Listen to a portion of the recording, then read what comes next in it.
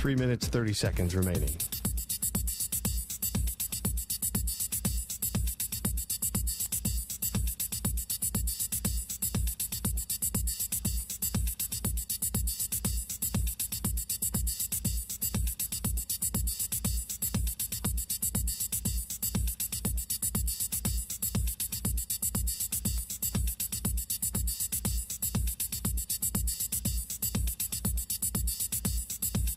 Three minutes remaining.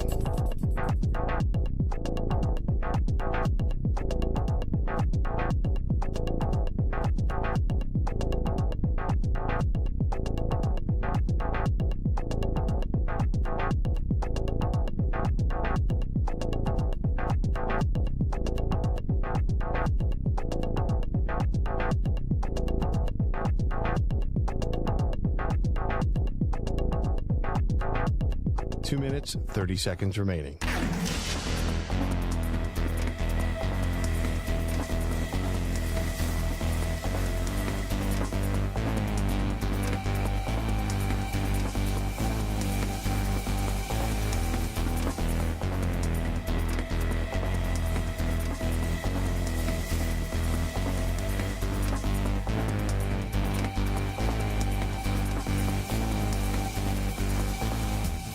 Two minutes remaining.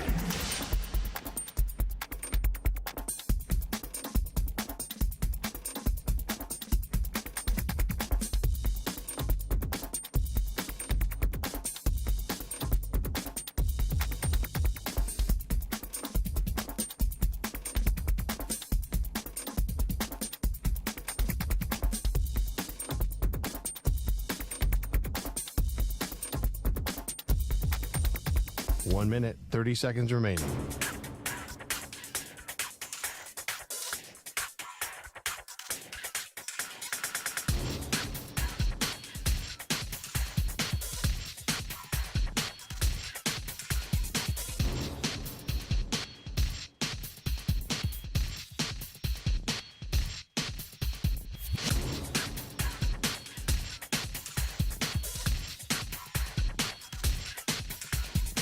One minute remaining.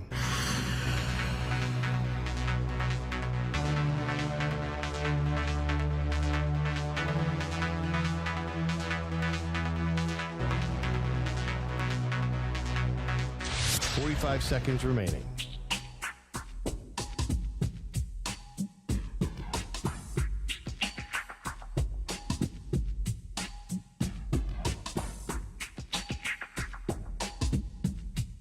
$30 seconds remaining.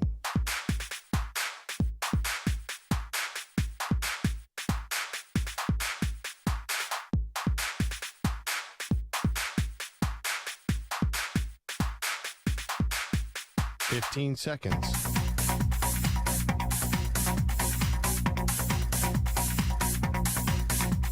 Break ends in 5 seconds.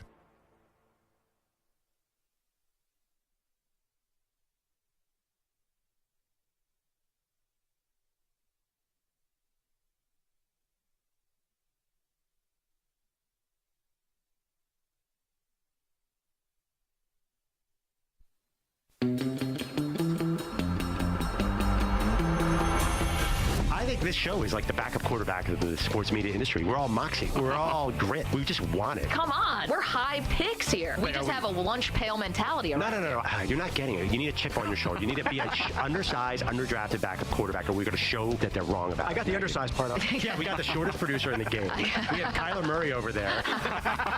We have Stu, who's got the worst collection of teams to root for in the history of sports. It is dark, yeah. We have me, who is born to hold a clipboard. And you haven't won a Super Bowl your whole life. You don't even know what it tastes like. How did you just nail that? Crap. Just the Moxie Squad. The Moxie Squad. Is that our new nickname? We do have a lot of Moxie. All right, we're the backup quarterback of shows. There, it's set. Here are Maggie and Perloff. Oh, hello. Welcome to Maggie and Perloff. So glad to have you on this fine Wednesday. You got quarterbacks getting signed. You have quarterbacks meeting with perhaps future teams. Perloff, you have quarterbacks who are not getting offers as of yet. And that's where we start. As of yet. Theoretical offers, because they can't get offers. Lamar Jackson couldn't get an offer today anyway. Does he have to wait till next week? teams can now start negotiating with Lamar Jackson. So far, things are... No, they need the tampering. It needs to open. The official tampering. Okay, but teams, in theory, can start putting together, I don't know, an idea, a thought, a pitch, maybe the bottom line to Lamar Jackson. Yeah, maybe they are. Maybe there's 10 teams out there who, in fact, I guarantee there are 10 teams out there who are looking at Lamar Jackson saying, well, what do we have to offer here to get in?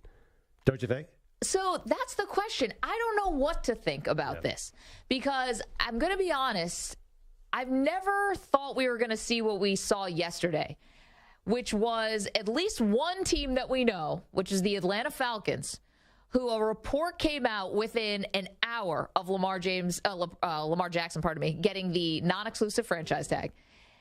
And a report came out that said the Atlanta Falcons are not in on Lamar Jackson. Not in. They knew this within an hour of the tag being applied. And the official social media handle of the team retweeted it. Retweeted a report that said, we're not in on Lamar Jackson. I've never thought we would see that. First of all, you could say nothing. Yeah. To your point, you don't have to say anything. Secondly, the Atlanta Falcons were a team I think a lot of people believed could be in the market for Lamar Jackson.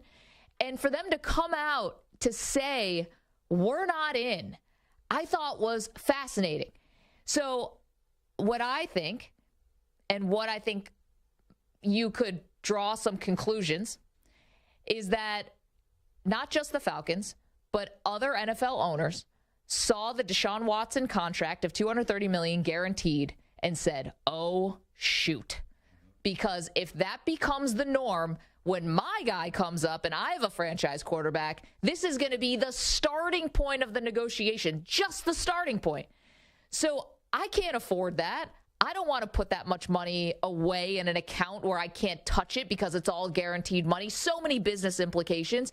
So I think that the league could hold steady on this and no one offer Lamar Jackson, Deshaun Watson, or more. Right, but what's to stop them from offering less than Deshaun Watson? Now it's open season. Yeah, but then the Ravens could match if they felt like it. And Lamar Jackson goes back to the Ravens, and it's like this whole fever dream never happened. So there's a couple questions I have off of this. Why not put in a low ball offer? Well, you can, and people might. Then if people might, so then basically we're saying that some teams might come in with a deal. It's just not as much as we thought. Yeah, but what happens whenever there's more than one team who's coming in?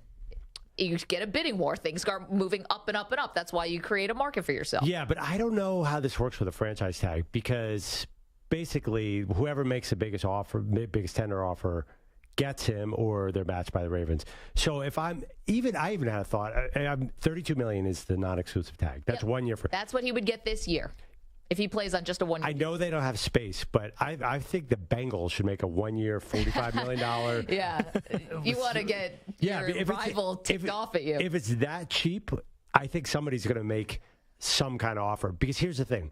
There's the word collusion is on the air. Like all the owners are working together to make sure Lamar Jackson doesn't get paid that much. Yeah.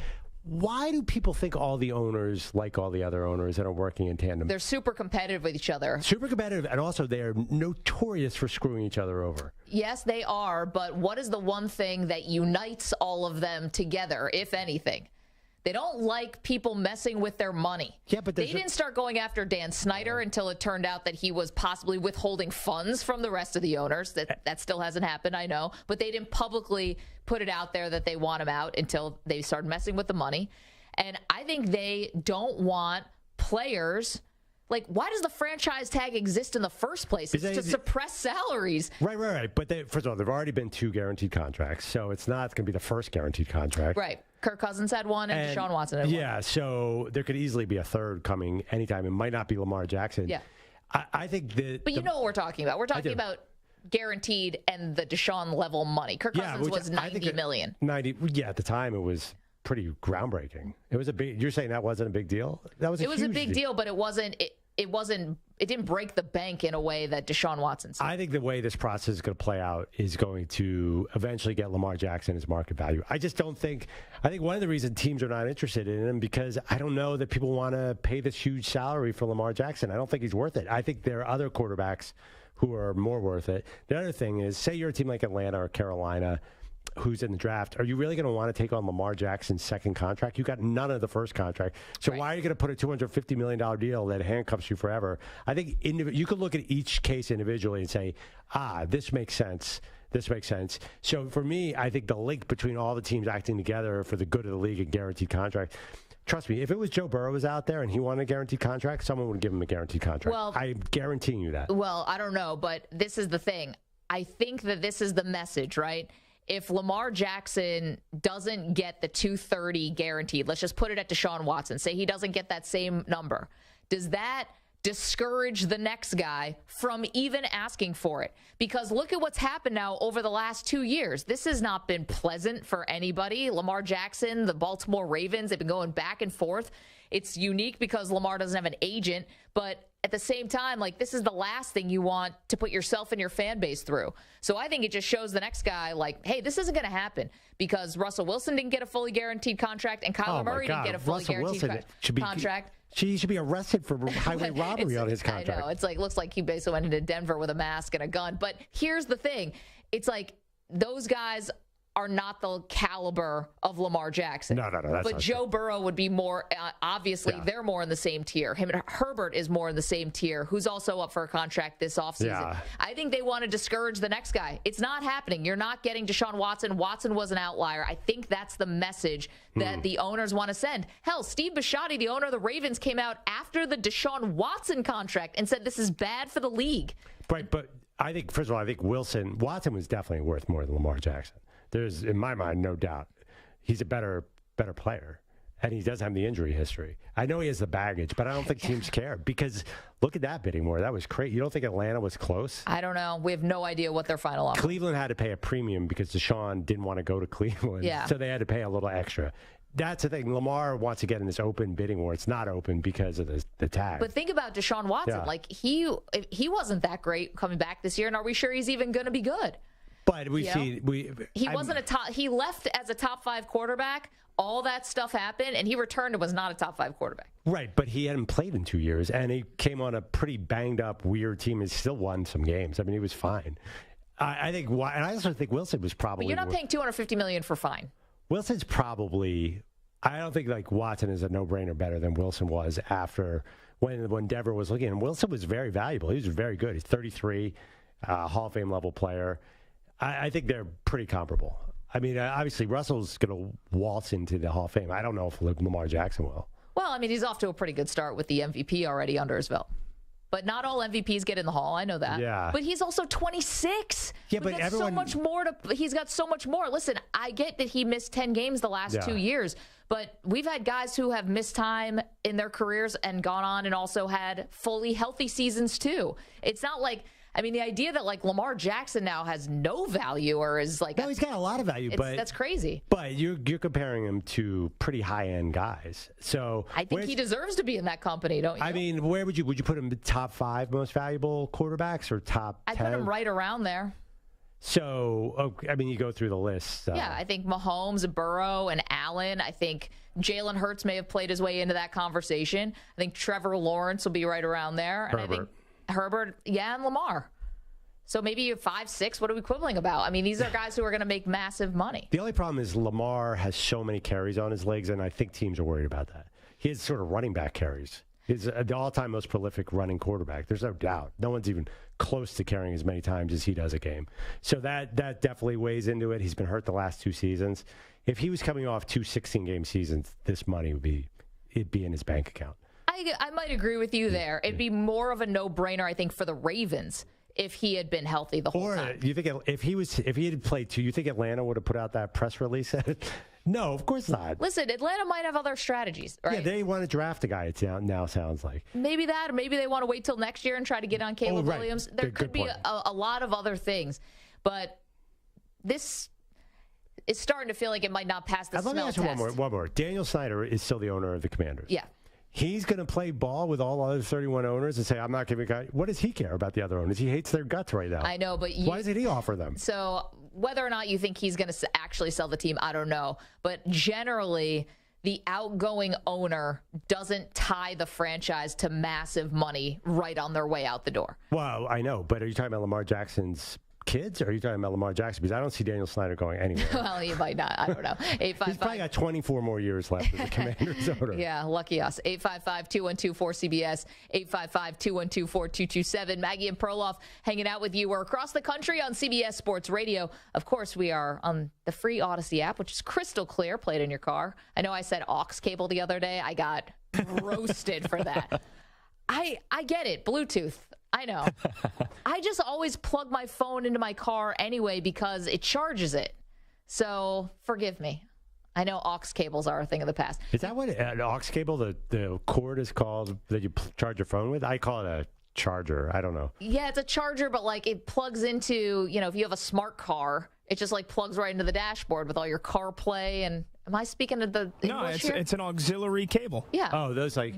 So the thing that I plug into my right now down below here is an auxiliary cable too. See, I never call it an aux cable. I just call it hey, where's the charger? Honey, where's the charger? I call it the aux cable because it says AUX on it. Yeah. Right? All right. I got roasted for that, but that's a charger. You can listen to us also on Sirius XM. Now what it is, I took it out. Now it's an aux cable. You took the brick off, so now it's an aux cable. No, now it's a USB. No, yes, I'm sorry. Now that's a USB. Oh, aux cable and USBs are different things. I think aux cable's like kind of circular. Generally, but I think of an aux cable as anything you plug in. How do you define an aux cable?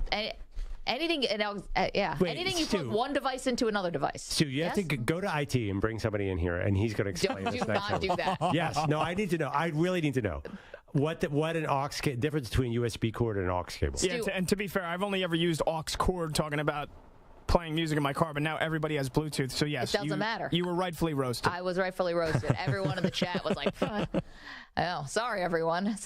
We have all of our techies. Anyway, we are streaming live, youtube.com/CBS Sports Radio. Come on in, get cozy in the chat. The Weedos and the Purple Drankers, very, very accommodating, very welcoming. Timothy Schultz asking for a peanut butter update on today. We'll get to that in just a moment.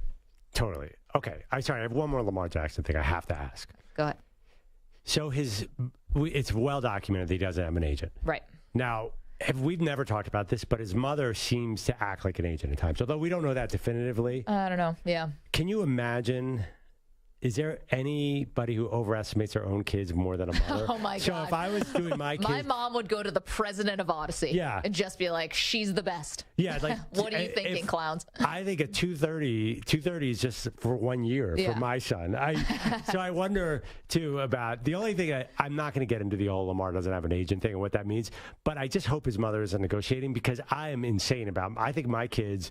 deserve an Oscar, an Emmy. Yeah. They should deserve $230 million a year. Yeah. So I was just for being them. I was wondering, we have no idea. We are still totally clueless as to what Lamar Jackson wants, but I do have this idea. I wonder if somebody in Lamar Jackson's camp is saying, like, no, hold out for more, whatever it is. For all we know, Lamar Jackson either wants $20 million a year or $80 million a year. Honestly, if I do, for my next contract, I'm going to Carol and Tom Perloff. I feel like they would do as good of a job for me and you as anybody. The radio industry would collude against you. My parents would ask for just $10 million guaranteed a year. We want 20-year contracts, all right? Nothing else. Is it possible Lamar just wants a bigger deal than anyone? You really think his mom is there like, my baby is getting... I think he $250 million. That's hilarious. Isn't it theoretical that he says, I want 6 years, $300 million? It's totally within the realm of possibility. So here's the thing, though. Everyone can start a negotiation wherever you want. Yeah. Have you ever haggled at like a bazaar? Yeah. I hate it, but I've done it. It's tough. But when you're in like a Middle Eastern country or something, that's the custom. I don't know about other places. I've only done this in the Middle East. So you have to haggle. You have to negotiate, or else it's like you're not doing the norm of the country. And what I was told is that you always start, there's a price, and you start with half of that. Yeah, and then you work your way to a middle ground. That's if you're rational, but mothers are not rational. Well, yes, I mean, I know. That's also if you're trying to find, like, I don't know, a couple lamps and, like, a pair of shoes. I don't know for sure, but there is a theory out there that Lamar Jackson doesn't have a shoe deal because there's no shoe deal that's big enough for him. Like, they basically, I mean, why else would he have a shoe deal? It doesn't make any sense because he wants not just the biggest shoe deal of all time. He wants the biggest by 40% more. So, interesting. who knows? Yeah, I mean, we just don't know. Would Lamar say something or do something to help us out here? We're all left completely guessing. Every once in a while, he tweets medical information about himself. That's always fun. He's given us the most sketchy clues onto what his camp actually wants. Well, he's holding it close to the vest. I don't know if this is going to help him or hurt him. 24 hours out, it looks like it's backfiring, but we have no idea. That's the thing, too. Also, how do we know there aren't 4 teams are secretly lining up some deal? You know, to be honest, I think you're right. You wouldn't really come out and be like, we're the team that's going to sign Lamar. Why would you do that? Yeah. You're not going to make your intentions known. That's terrible negotiating. But the other thing, too, is I look at the Jets or I look at the Falcons, and in my mind, I'm like, yeah, I'm going to offer $200 million for 4 years. Why not? Well, Stu's Raiders, it's like, what the hell are you guys waiting for? Yeah, you don't have a quarterback that you're offending. You're not offending anybody. Just go ahead and offer something. Stidham isn't even on the roster. He's not, no. Unrestricted free agent. Throw some offer out there. Just, a Hail Mary. Why not? That's why I think as football fans, a lot of us are like this, like, you got to offer something for Lamar. Well, especially for the teams that have been sucking for the past few years. Who have nobody. It's like honestly, Atlanta, where are you going? Desmond Ridder, maybe. Who you loved in the draft. I did. And at this point, you feel like Lamar would be willing to stick it to the Ravens and just take any other decent offer that's out there. Well, he doesn't have a choice. They can always match. Well, yeah, they can. He'll sign that tender. I mean, he's either hold out that. If he doesn't want to take that offer, he has to not sit play. Out, which I don't think anyone because of the way that, as if I understand it, because a non-exclusive tag, he has to take that offer or not play. Yeah, either whatever a team offers him the offer sheet, or if the Ravens match it, he's got one of those 2 options. I mean, listen, if this is setting up in the first 24 hours like we think, the Ravens might have been brilliant on this. Because if they're, either it's going to be teams that come in under the market value or under what he's looking for, put it that way, or he's like, or they get the 2 first-round picks, I guess, which is, I don't know if I love that, but because you'd get more for Lamar if you were just straight up trading him. But you could have played this where you might have to not even touch $200 million. Right, but then there's a chance you lose him and get 2 first-round picks to a team that is not going to have great first-round picks. Caller called in yesterday, made a great point. Who have they won Super Bowls with? Joe Flacco and Trent Dilfer. It's a defense team. Listen, I think they'd be stupid to let Lamar go. That's me, but maybe this is not their ethos. Maybe they never planned on, paying him this much money. Who knows? It's so hard to tell. Roquan Smith, who has no agent, handed him $100 million. I mean, that was like the easiest negotiation. We didn't even know what was going on. Was it really $100 million? I think it was 60 guaranteed. It was the most ever for a linebacker. Most guaranteed money. There is a chance. They're breaking records for linebackers, not for quarterbacks. That's not today's NFL. I would just think, though, that there's a chance that Lamar asked for $280 or $300. That Roquan was 5 years, $100 million, 45 fully guaranteed. And the highest, right? Correct. Yeah, 45. That got done in an afternoon. Yeah, but what if Lamar wanted $280? It's possible. Yeah, but that's always just where you start with a negotiation. Doesn't mean that's where you're going to land. Like, you always ask for the most. Like, Daniel Jones was asking for $48 million. That's it's kind of close to where you got it. Can I just say, in general, quarterbacks are fleecing teams left and right. Lamar's the only one who's not gotten a Brinks truck. Well, and Gino did pretty well. $30 million guaranteed. For a guy that was 9-7 after not playing for 10 years. Gino's also a decade older. Yeah, I think Gino did fine. I mean, Daniel Jones did great. Kyler Murray did great. Burrow's probably going to do great. Herbert's going to do great. Everybody's doing great. Lamar is the only one who's having Deshaun Watson tripled what everyone thought. I mean, who's having trouble in the quarterback market other than Lamar? Nobody. 855-212-4CBS, 855-212-4227. Do you believe, like me, this is the owners, whether they all got together in a cigar smoke-filled room, that's St. Elmo's. Like, I don't know about that. I don't know if it's collusion, but I think they all looked at Deshaun Watson and said to the Browns, you're the worst. And no, we're not going to make this the norm. What do you think? 855-212-4CBS, 855-212-4227. All right, RPC in the chat says, Maggie has worn purple tones 2 days in a row. Is this a tribute to the purple drinkers? Hell yeah, it is. Maggie and Perloff. We've got Aaron Rodgers updates. we've got the celebrity sighting Perloff and I had, and this was a good one. Someone in the news, massive controversy. Got that? We got updates and details on the Peanut Butter Challenge, and we've got you. 855-212-4CBS. We're back after this.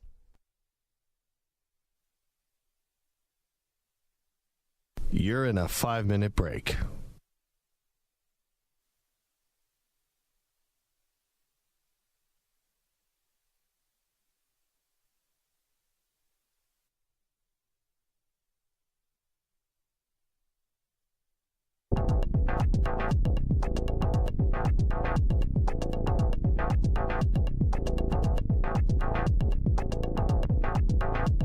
Four minutes, 30 seconds remaining.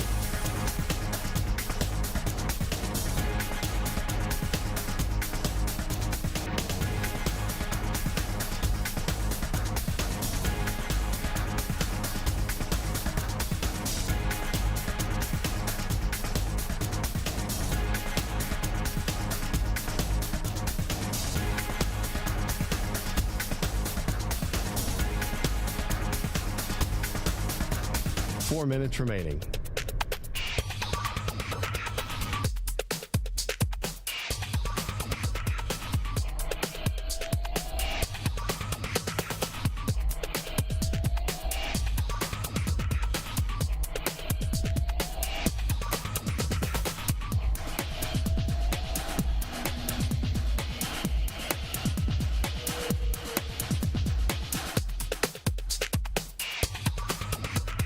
Three minutes, 30 seconds remaining.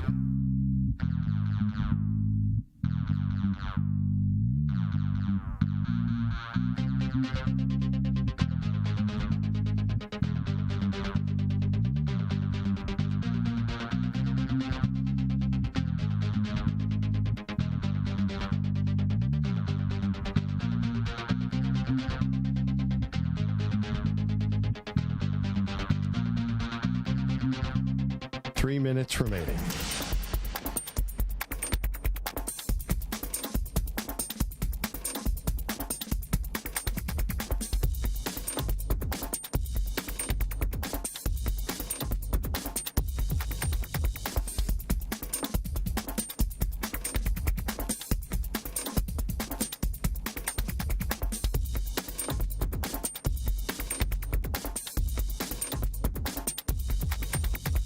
Two minutes, 30 seconds remaining.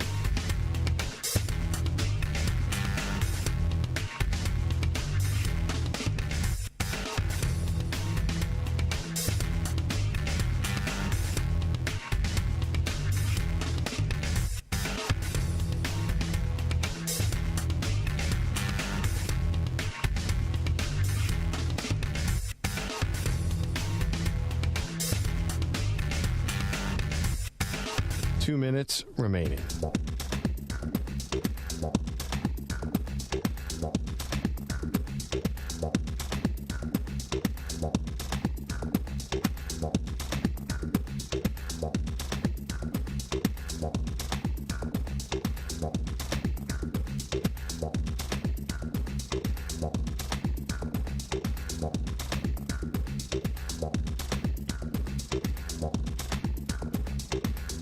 One minute, 30 seconds remaining.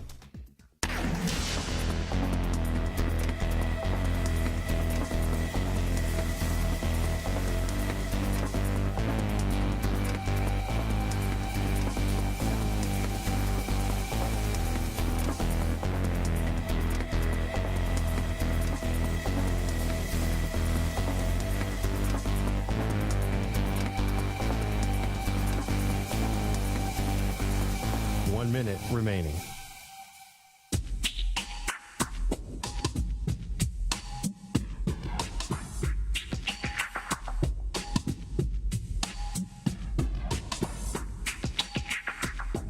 Forty-five seconds remaining.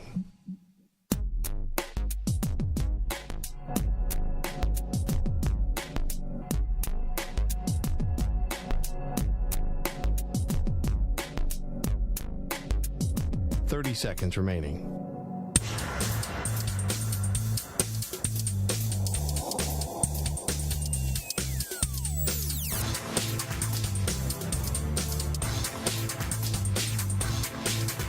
15 seconds.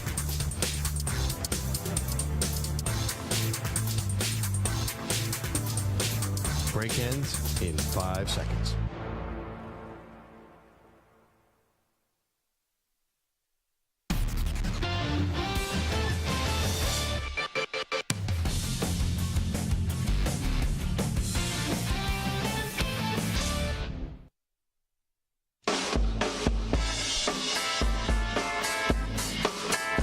Back on Maggie and Perloff.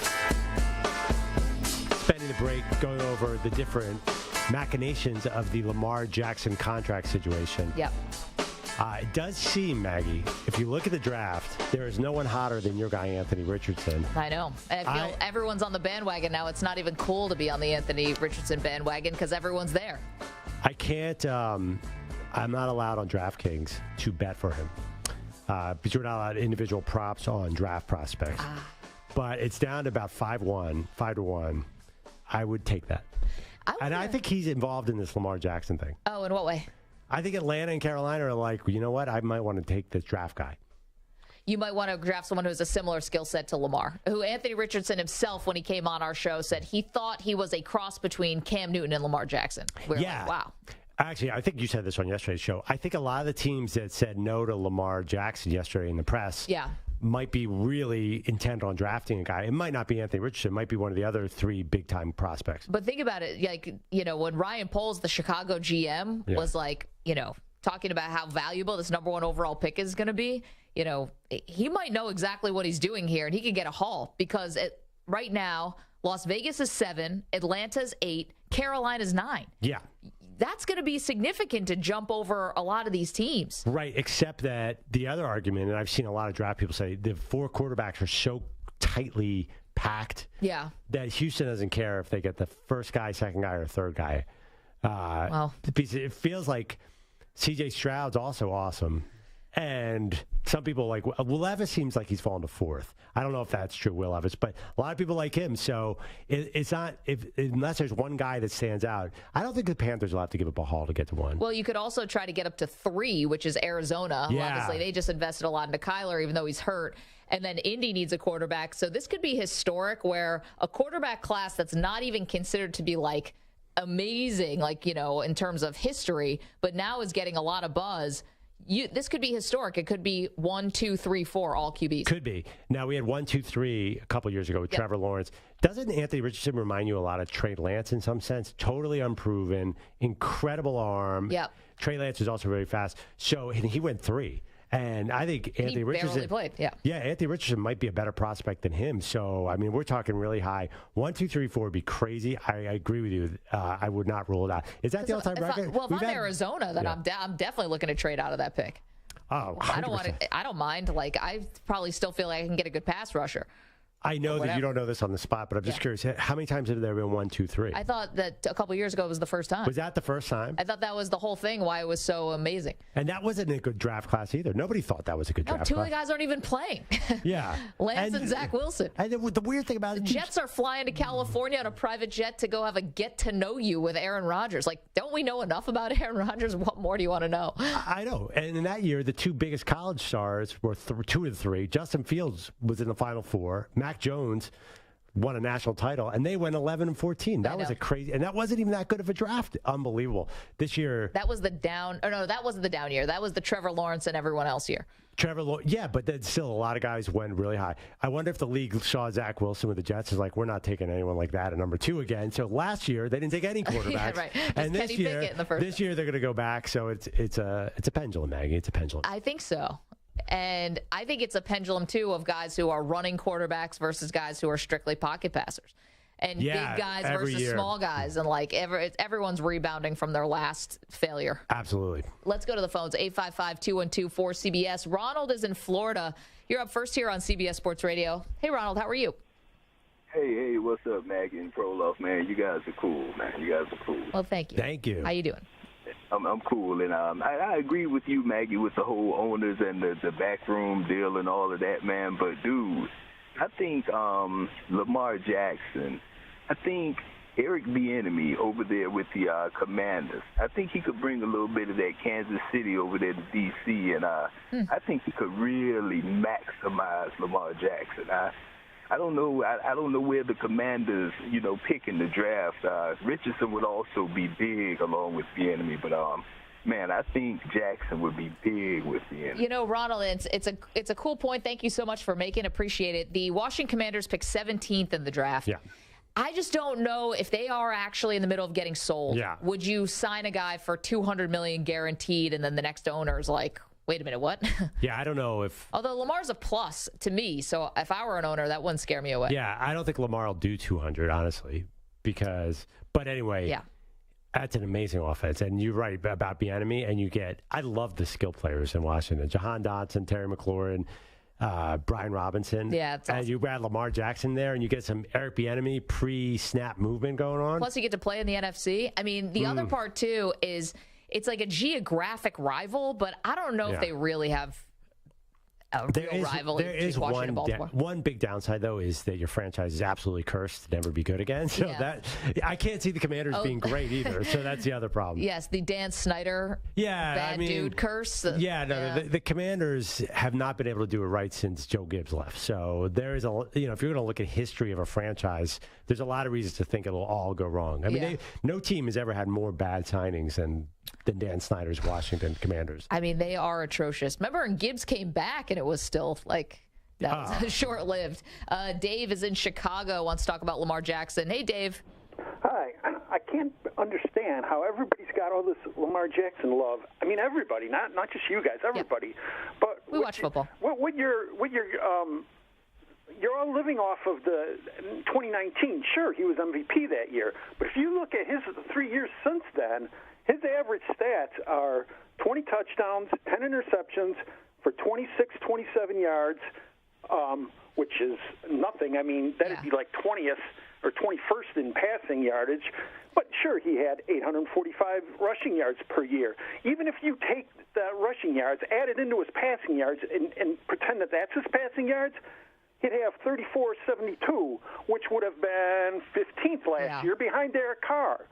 So to give up 2 first-round picks for that? I know, but Dave, here's the thing. Here's the thing about those stats, though. You got to look at what was Lamar doing before those injuries. So in 2021, they were the 3rd seed in the AFC and 8-3 before he got injured. In 2022, they were the 3rd seed in the AFC. They were 8-4 before he got injured. And you can't really say because of the yardage of the touchdowns because he missed so many games the last 2 years. Of course, his numbers are going to be down. I took his average. Yeah. Per game, extrapolated out to 17 games, and he's still 31.76, which is nothing in the NFL. And who are his receivers, though, Dave? What's that? His receivers are not good. Oh, yeah, but I mean, it's a big deal. Jones, and he's but the other point I was going to make is, especially Perloff, really seems to overvalue him. And of all guys, Perloff, you should know. Think about this. He got that MVP his second year. Who in his second year would have been the MVP we all know in 2017? It's over your shoulder. No.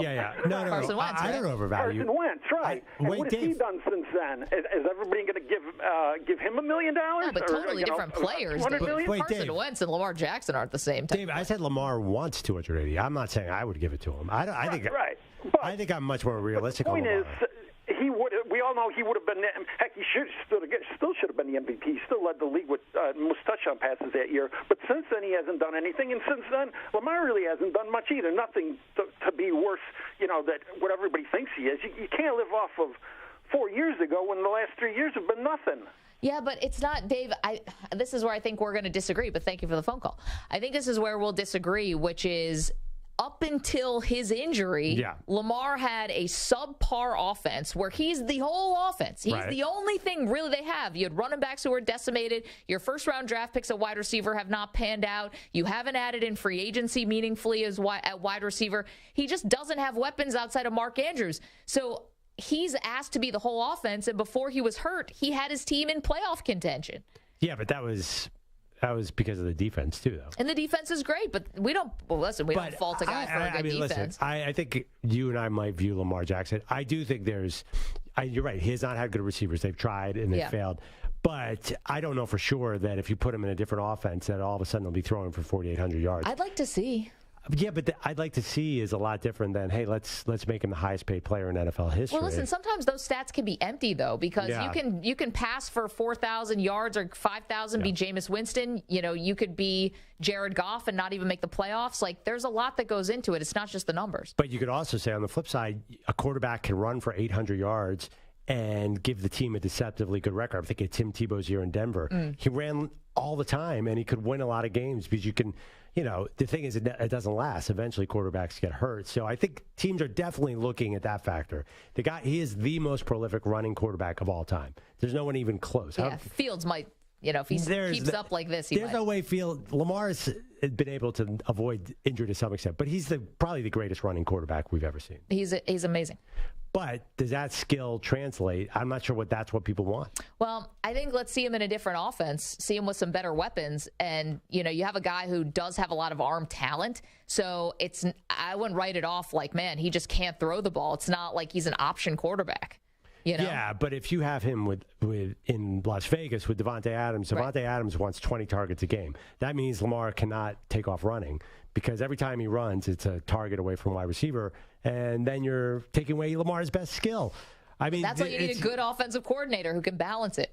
Listen, Stephon Diggs still gets plenty of catches, and Josh Allen runs all the time. Like, you can do it. Yeah. But they haven't won, so okay, if you want to say that. Yeah, I mean, and also Josh Allen runs all the time, but still not quite as much as Lamar. I mean, Lamar has had 2 1,000-yard seasons, hasn't he? I mean, A.J. Brown and Devontae Smith still get their touches, even though Jalen runs a lot. He ran less this year, but. Yeah, and A.J. Brown sort of trailed off. But he played well in the Super Bowl. But it's always a balance, too. I just think that teams are a little scared of running quarterbacks, just health-wise. Yeah, I get it. I get it with Lamar. 855-212-4CBS, 855-212-4227, but his upside is insane. Okay, we have to get to Aaron Rodgers and the Jets. What did we learn about the cross-country flight? We know. Well, we'll give you all the details we know. Right after this, CBS Sports Update with Rich Ackerman.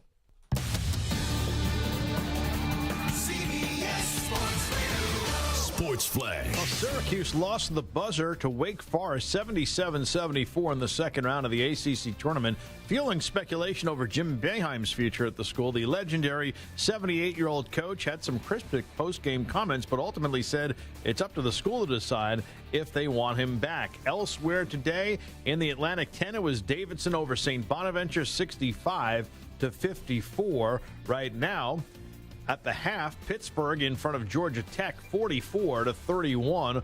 Also in the Atlantic 10, George Mason and Richmond are even at 41. St. John's and Butler underway in the first half at Madison Square Garden with the Red Storm in front 31-23. The Celtics ended the first half with the NBA's best record, but have fallen from the top spot in the East with an uneven start to the second half. They'll host the Blazers tonight, looking to halt a 3-game slide as Jason Tatum sat out the other night with a knee injury, and he's questionable, but Robert Williams III remains out with a hamstring injury. The Suns go for their 4th straight against the Thunder in what will be Kevin Durant's first game at home since joining the team. I'm Rich Ackerman.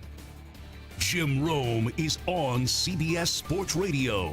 Make it a must-listen-to part of your day. It all starts at high noon Eastern, 9 a.m. Pacific.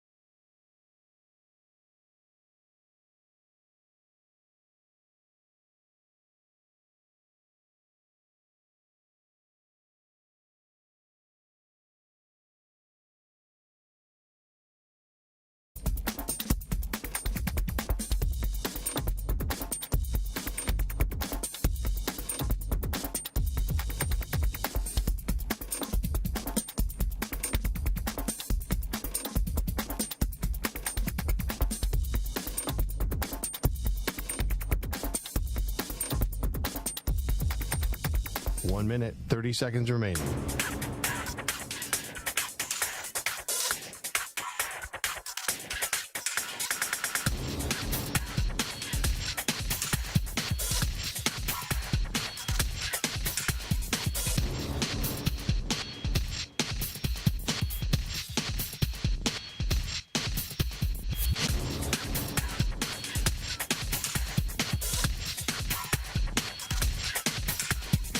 One minute remaining.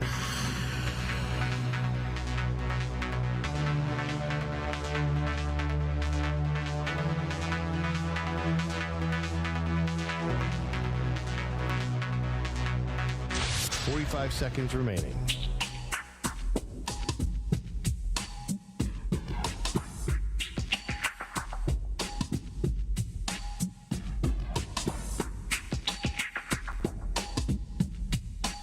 Seconds remaining.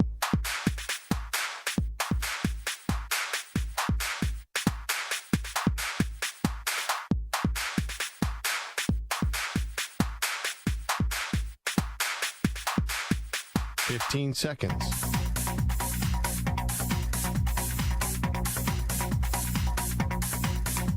Break ends in 5 seconds.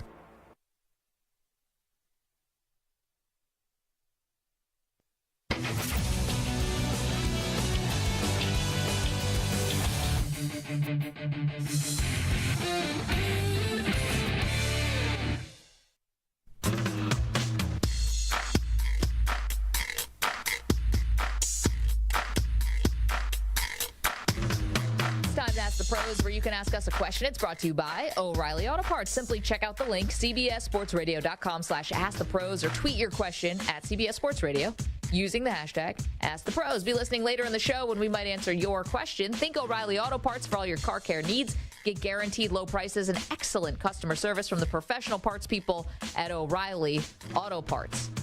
Get back to the phones in just one moment on Lamar Jackson. Do you think he's a good quarterback? This is kind of what it's come down to. People see Lamar very differently. Like, I don't think a good, but do you think he's is he worth sort of a record-breaking contract? Should he be the top guy? I mean, listen, every new quarterback is a top guy, but do you really, really, really want to commit to Lamar Jackson long-term? Yeah. I thought coming into this week that a lot of teams did, but maybe I was wrong. We're not sure. Quickly, though, we do want to get to some Aaron Rodgers Jets updates. The biggest update we have for you: the Jets have landed back in New Jersey, and Aaron Rodgers was not on the plane. You got something for me? No? Wow, there's no way. I was like, do you have Aaron Rodgers sound? How is that possible?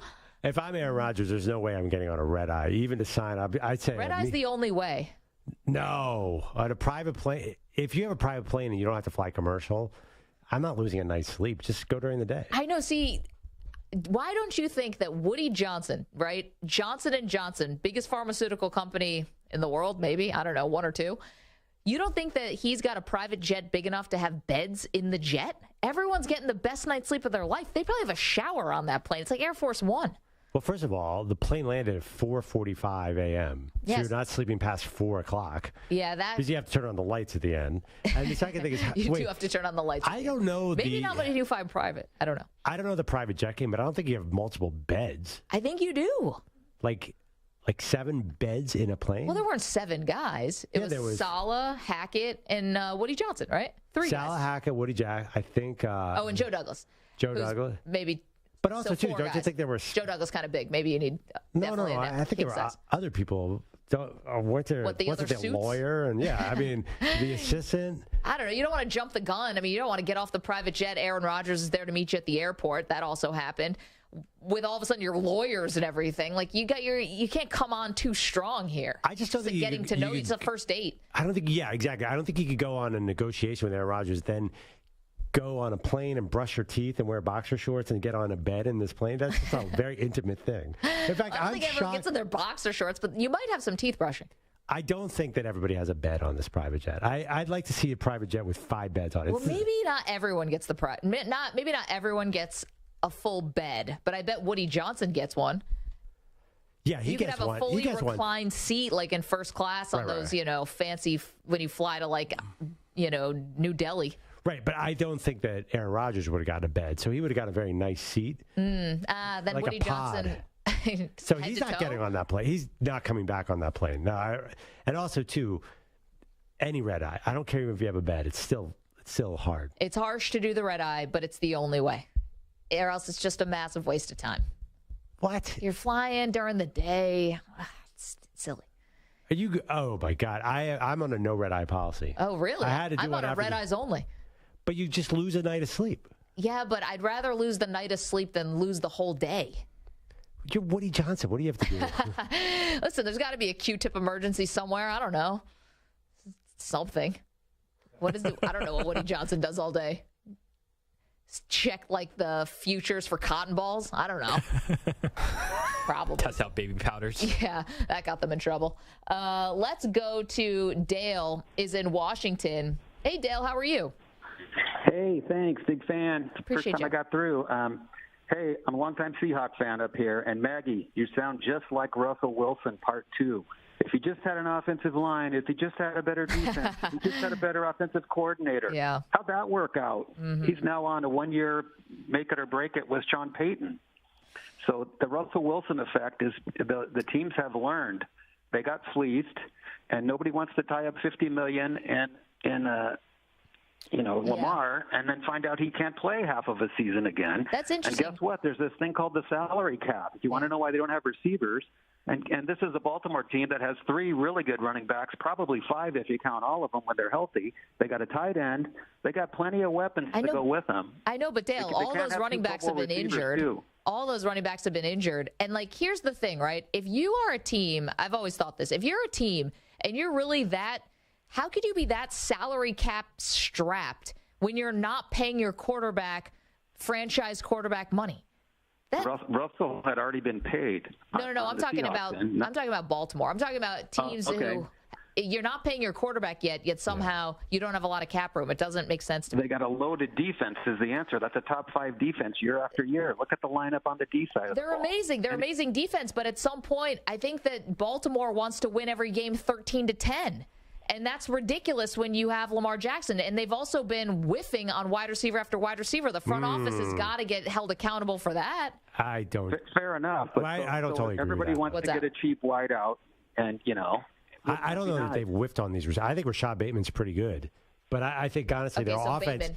I think Perriman was not good. He was a first rounder. But I think that, he was. Marquise Brown. He's not even with the team. I think Marquise Brown could be good, too. I think it's hard to tell because that offense is not emphasizing the wide receivers. I think Bateman is really good. The Eagles whiffed on several wideouts in the draft, and then they finally got it right. But look at all the picks and wasted, time that took.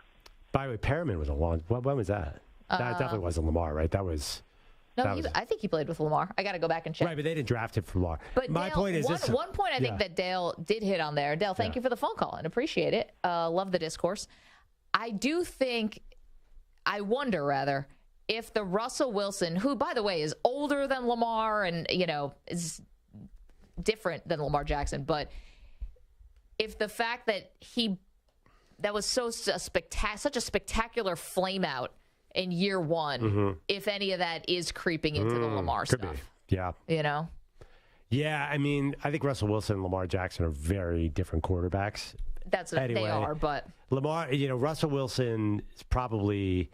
I would assume is more accurate. I don't have the numbers in front of me, but he's always just been in this conservative offense. His point was very true. Everyone assumed, hey, get him to this West Coast high volume passing offense and he'd be amazing. And that was not the case. Yeah, but it wasn't a competent, head coach either. But we had a caller who said, hey, put Lamar Jackson with Eric Bieniemy and you'll recreate Kansas City. Yeah. It's a big unknown. I just don't think we know how Lamar Jackson would be in a high volume passing attack. It certainly might neutralize his legs.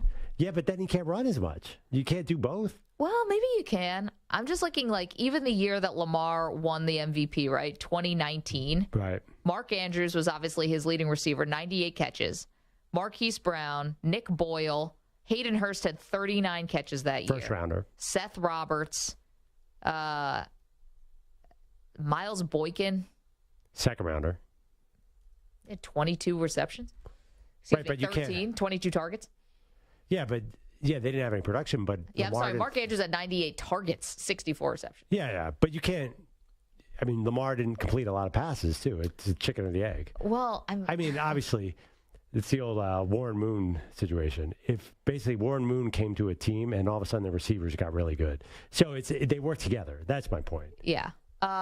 Okay. We've got a lot more to do today. Of course, coming up later, 5 o'clock Eastern hour, Thomas Dimitroff is a former general manager of the Atlanta Falcons. He will join us again, 5 o'clock Eastern hour. We also have more details on Aaron Rodgers and the Jets. We've got Dak Prescott weighing in on the Cowboys changes and what's going on with the offense. We'll get that for you.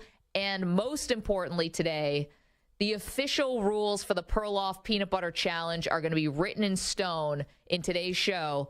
Tomorrow, Andrew Perloff will attempt maybe the impossible, eating 16 ounces of peanut butter in 1 half hour.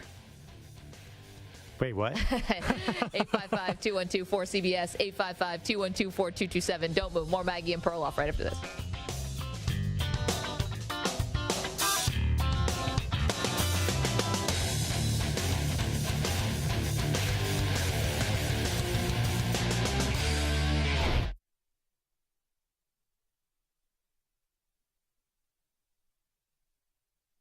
You're in a 5-minute break.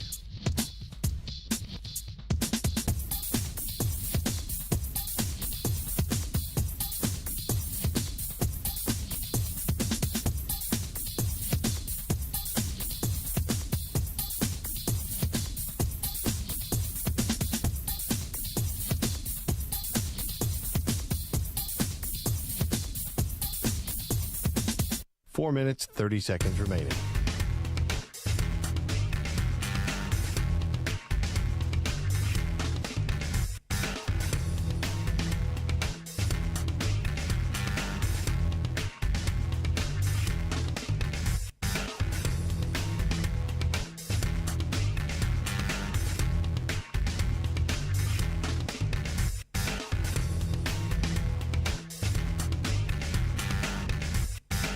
Four minutes remaining.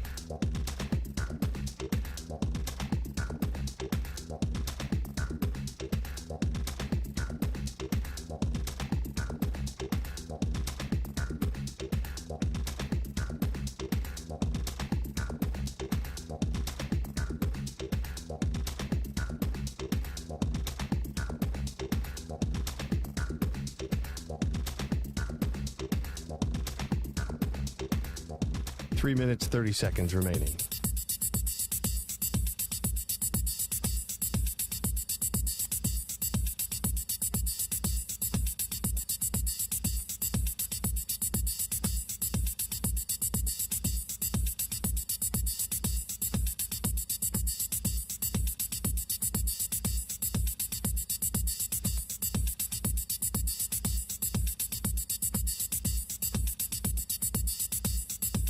Three minutes remaining.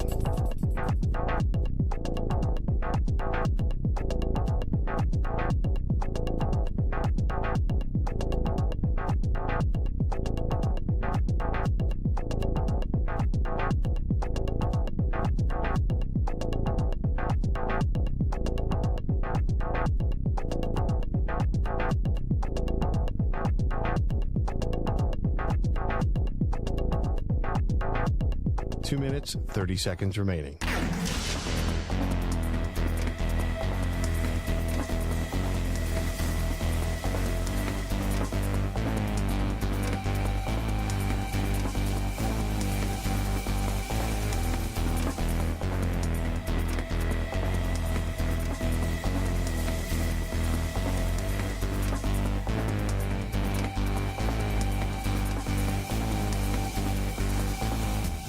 Two minutes remaining.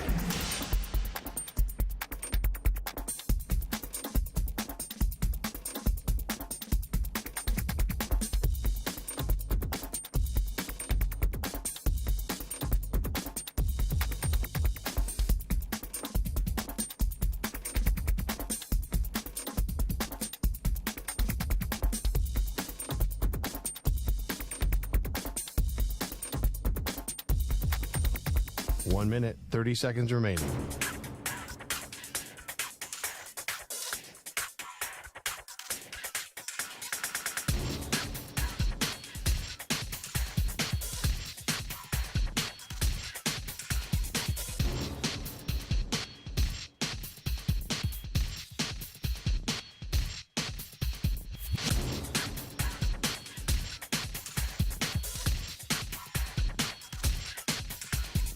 1 minute remaining.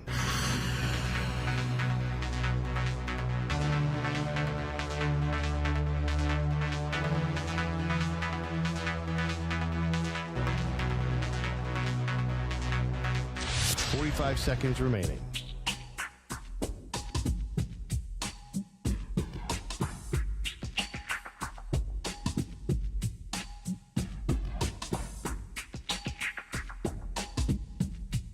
$30 seconds remaining.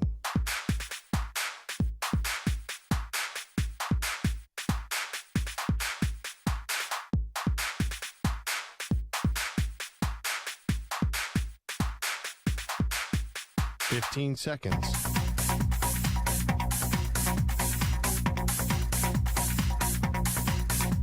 Break ends in 5 seconds.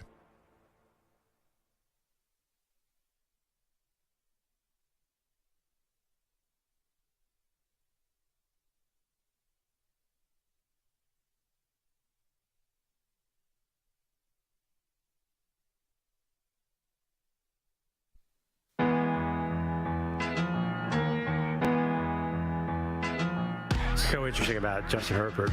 When things aren't calm around you, you become uncalm. That's me. Things start to get chaotic. Don't turn to me.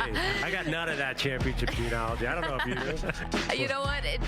When things start to go haywire, I'm like, oh, crap. I got to be honest. I am also very quick to panic. Yeah. I am not the calm person. It's like, oh, wait, like an alarm goes off. I'm like headed to the door. I think of myself, if I was an NFL quarterback and that rush was coming at me, to be able to stay in there the last second until your receiver breaks open, whatever that is, I don't have it. Yes, I was not born with it. I don't think you can acquire it.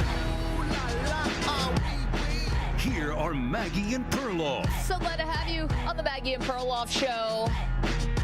24 hours from now, Perloff versus a jar of Skippy peanut butter. Or actually, I'm not sure what brand you decided on. Leaning Skippy. Okay. Jif and Peter Pan are making last-minute runs for my attention. Flying up draft boards is Peter Pan. Yeah, Peter. Actually, I was at the grocery store. I didn't see Peter Pan, but some people tweeted me. Then there are all these other exotic brands that people are sending me. Ooh.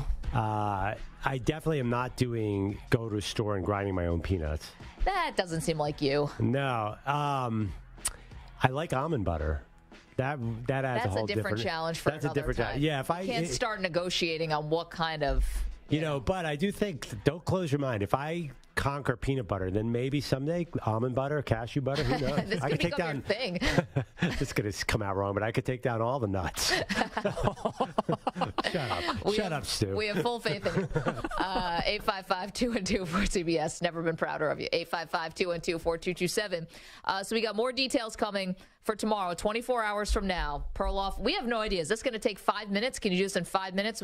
We'll tell you the amount of time. Still doing some last-minute negotiations on that. But yeah, I can do this in 5 minutes maybe. We have no idea. I'd like some input from the audience. If anyone knows, give us a call, because I do not know how long it takes to eat a jar of peanut butter. I've never done it. Well, Casey Webb joined us from Man vs. Food 2 days ago and was like, this is a terrible idea. And we're like, why would you say that? He goes, because no one's ever done it before. There has to be a reason. Yeah, he said taking down one peanut butter sandwich is hard. The dryness of the peanut butter is a concern. There are many concerns.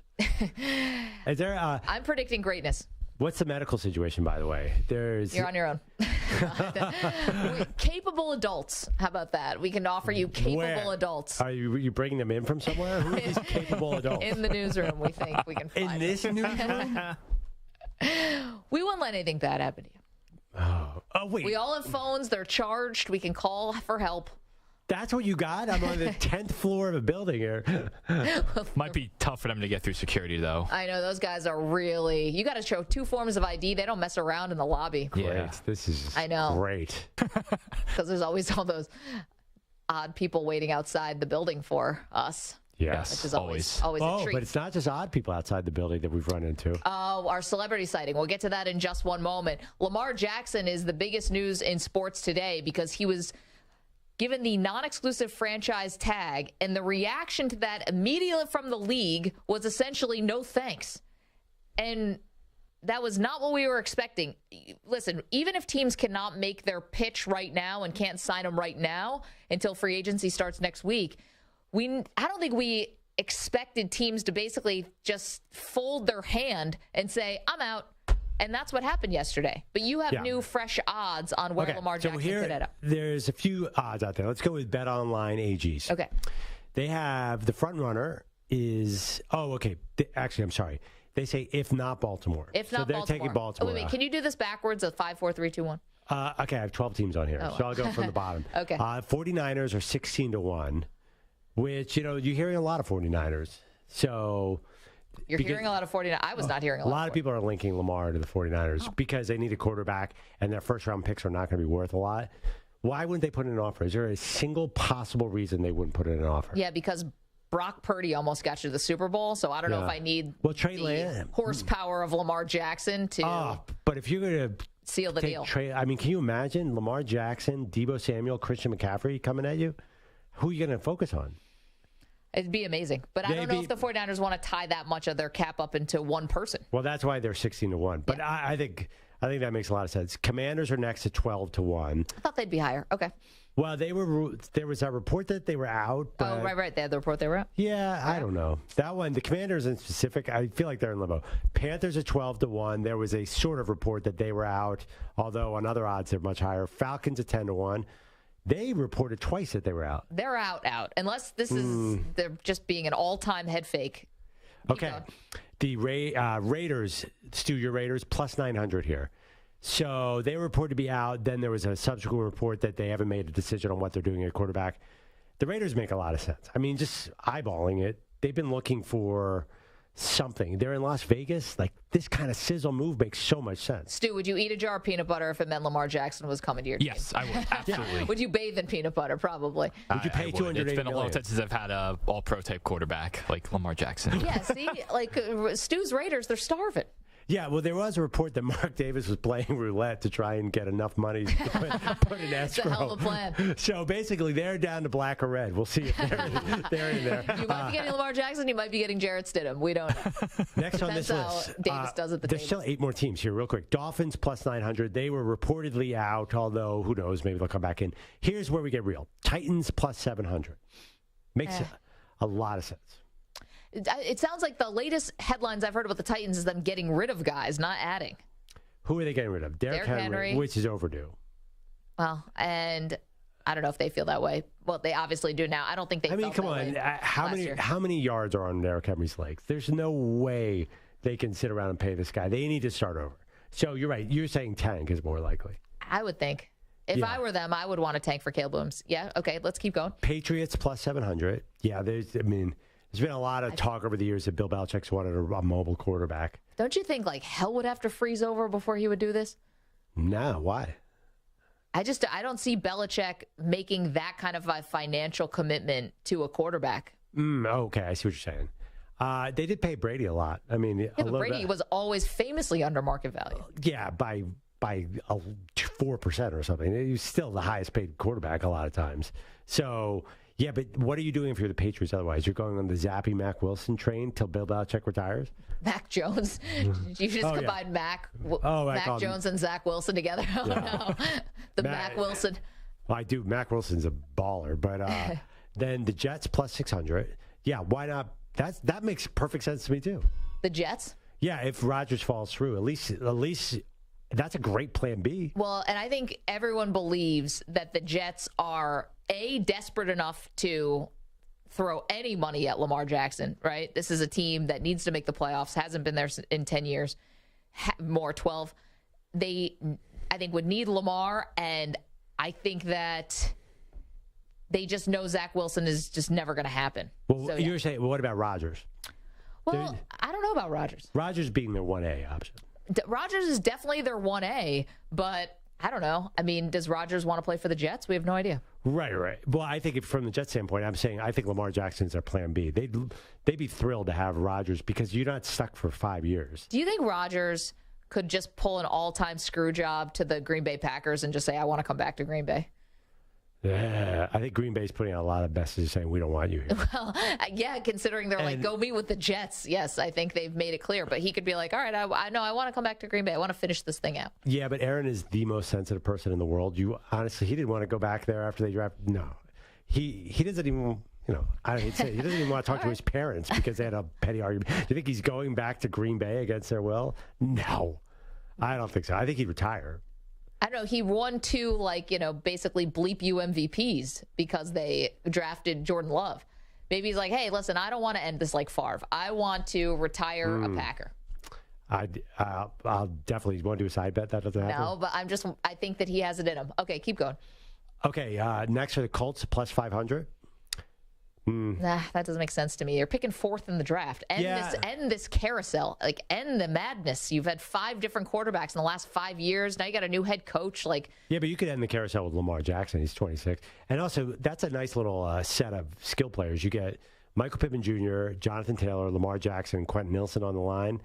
That's pretty good. But that's 4 pretty darn good players on your offense. But I think I want to start the clock at 0 with a rookie, especially when I'm picking 4. Okay. Yeah, number 2, Tampa Bay Buccaneers plus 450. I can't see one reason why not. Tampa Bay would be great. They'd be great. Yeah. And number 1 on this is the Lions plus 300. Wow. Yeah, which is funny. We've talked about that a little bit, but I didn't realize they would be number 1. I mean, Lamar on the Lions would be pretty fun. Yeah, that's tricky. Why? Well, I just think I don't know that their offense is built for Lamar.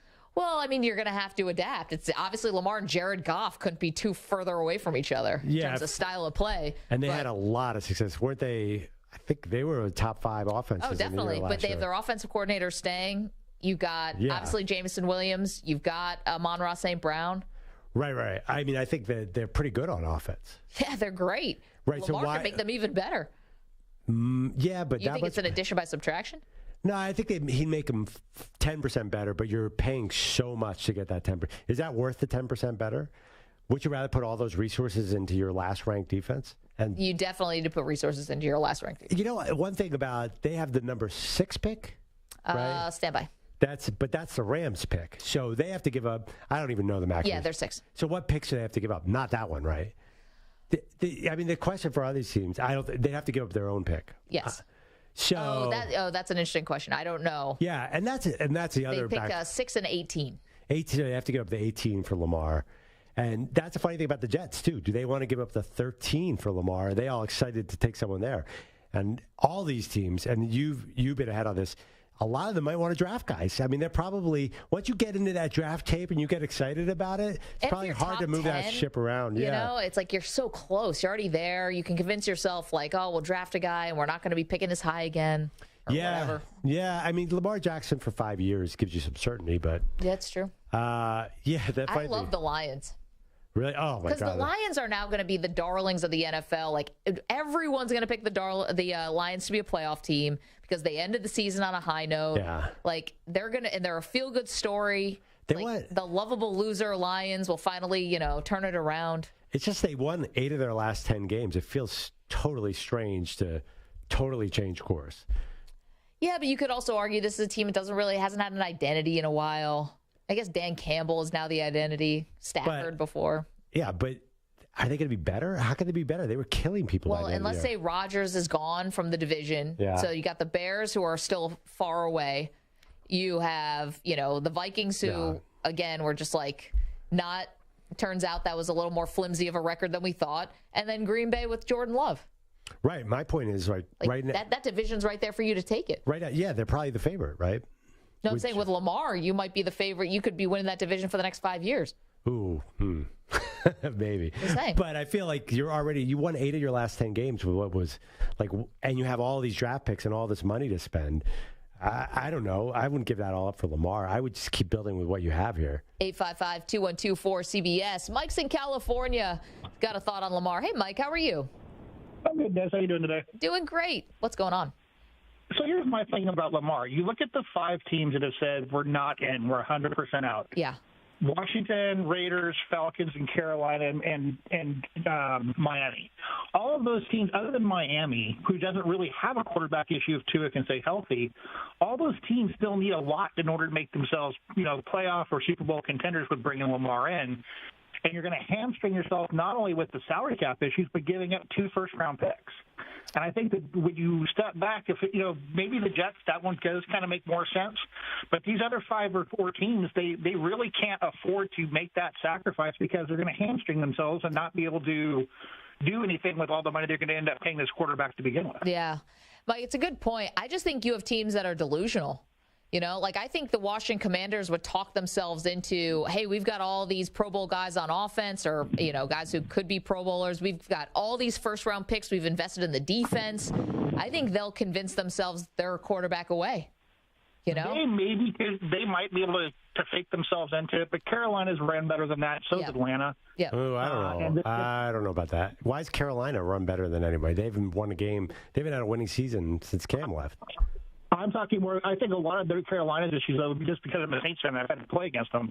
Quarterback injuries, and then you had all that money wrapped up in your running back who could never get more than 4 or 5 games a season out of him. So they kind of handcuffed themselves or hamstringed themselves, in my opinion, with Christian McCaffrey for as long as they did because they never got any bang for their buck on him. But I think other than that mistake, they've got a decent front office and they've drafted okay. They just have never been able to put it all together on the field. So I don't think they have delusions that they're ready to go to the playoffs. Washington might be able to talk themselves into that. Jets could talk themselves into it. Yeah. I think if Miami was down on Tua, Miami would be another one. But, I mean, even the Raiders don't have – I don't think Mark Davis has the money to throw into the escrow account to cover it to begin with. Yeah. Well, that was one of the reports, that they don't exactly have the funds right now. What's the Kevin Hart where he's like, my checkings and my savings, and that's why he can never cover the tab. Right. So I think if you're looking at Atlanta and Carolina, which were the front runners, but did they really want to lock themselves into that salary cap hit as well as losing their next 2 first-round picks? Yeah. I think that they would rather either one of those teams might tank this season just to try to get top of the quarterback heap next year. I could see it. And yeah, me too.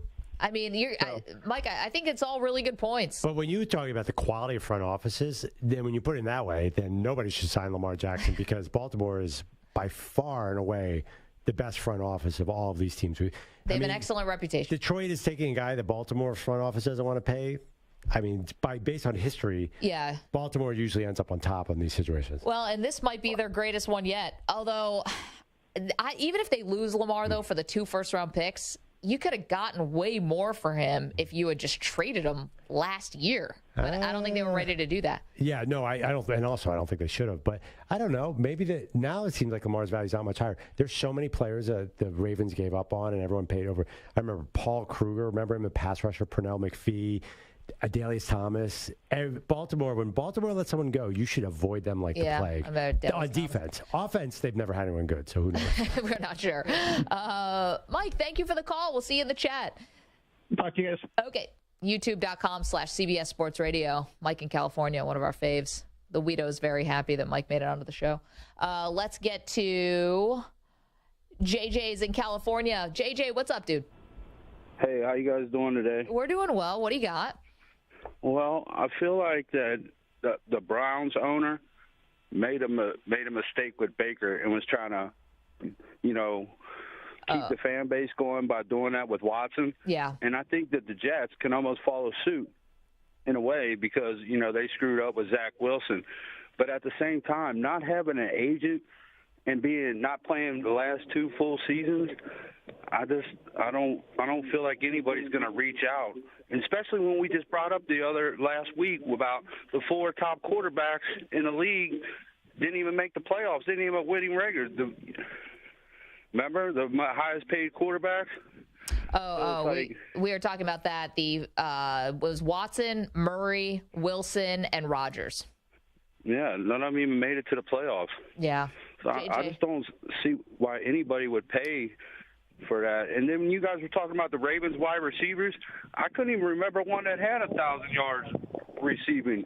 When's the last good wide receiver they had? I don't even know if Michael Crabtree got to 1,000 yards, but I think Crabtree his rookie year, but Joe Flacco started most of those games. JJ, thank you so much for the phone call.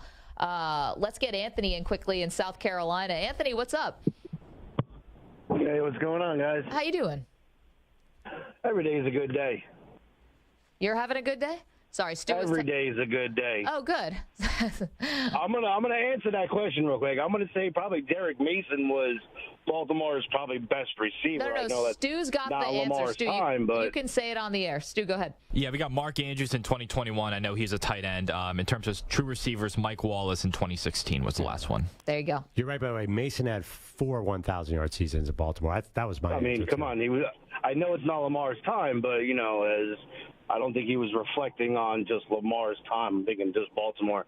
Honestly, I think the Jets need to not steer near Rodgers. I mean, he's already got a contract for 103 that he's owed due to Green Bay. You might as well just go and get Lamar and bring him in. They're definitely going to be they'd be the NFC North or East first place, no problem if they brought him in.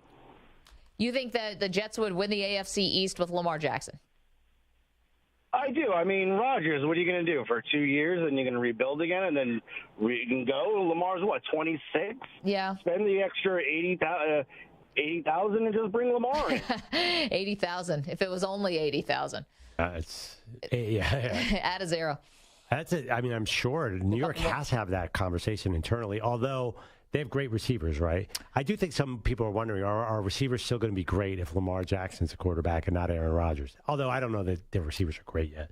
But obviously, Aaron Rodgers can have a 1,600-yard receiver because we've seen him do it with a bunch of guys. Yeah, we have, but I mean, I get the point. If you want the window, this mythological window, if you want it to be open for as long as possible, then Lamar is probably your better option there for the Jets because he's right. You're getting Rodgers, you're hoping for 2 years. And really, what does the second year even look like? Yeah, but Lamar's 26 now. What's he going to look like in his early 30s? I don't know. But 31, I still think my window's more open. I don't know. 855-212-4CBS, 855-212-4227. Okay, coming up, again, more updates on tomorrow's Peanut Butter Challenge, which will be happening this time tomorrow. We also have one massive quarterback deal, but will it result in a Super Bowl? We'll tell you what we're talking about in just a moment. Don't move. More Maggie and Perloff on CBS Sports Radio. You're in a 5-minute break.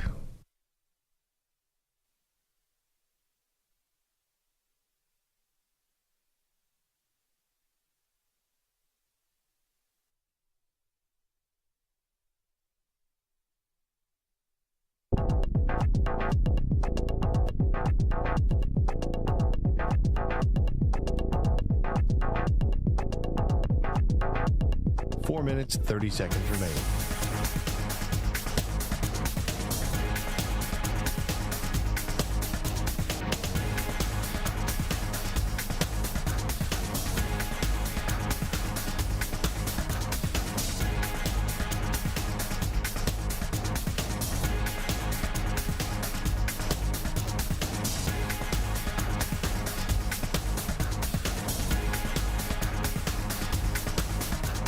Four minutes remaining.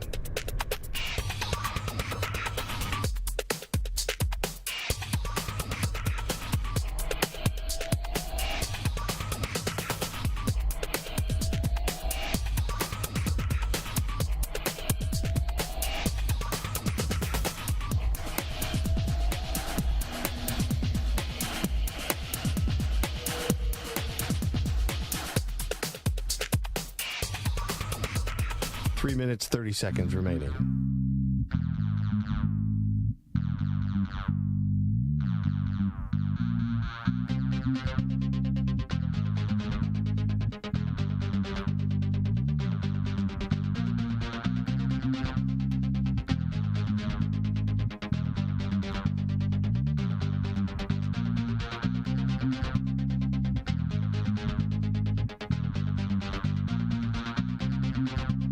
Three minutes remaining.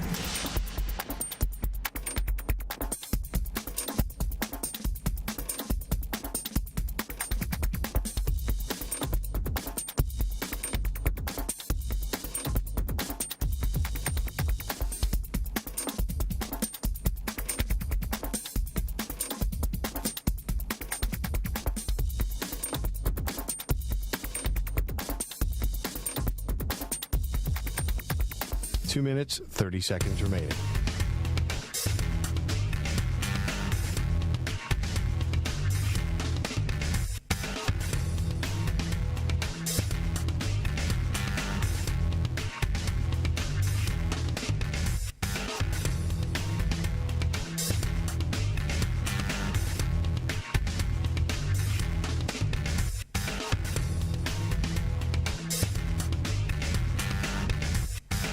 Two minutes remaining.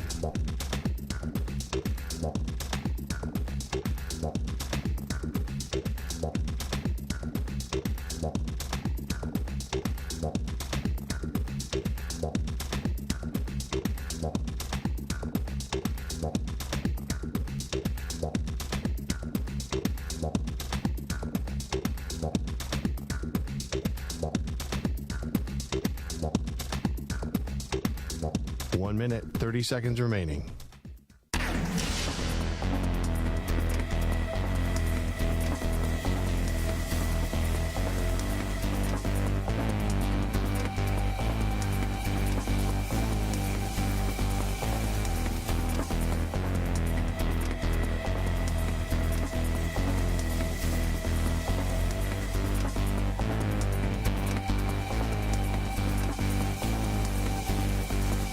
One minute remaining.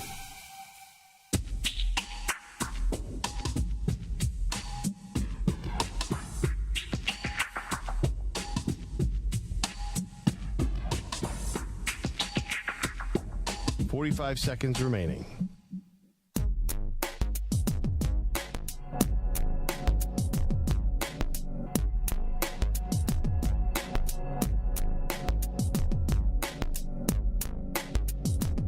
Seconds remaining.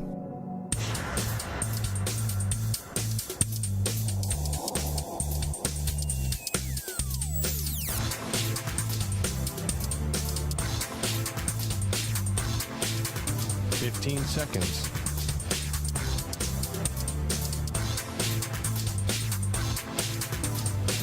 Break ends in 5 seconds.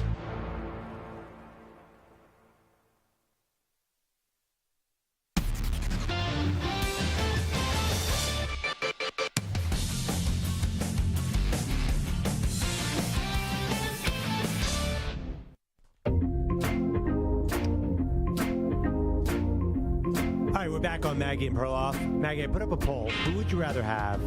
Aaron Rodgers for 2 years or Lamar Jackson for 5? Yeah. I guess it's turning out Albert Breer, our buddy at Sports Illustrated, wrote that you might not even give up a first rounder for Aaron Rodgers, so he's less expensive.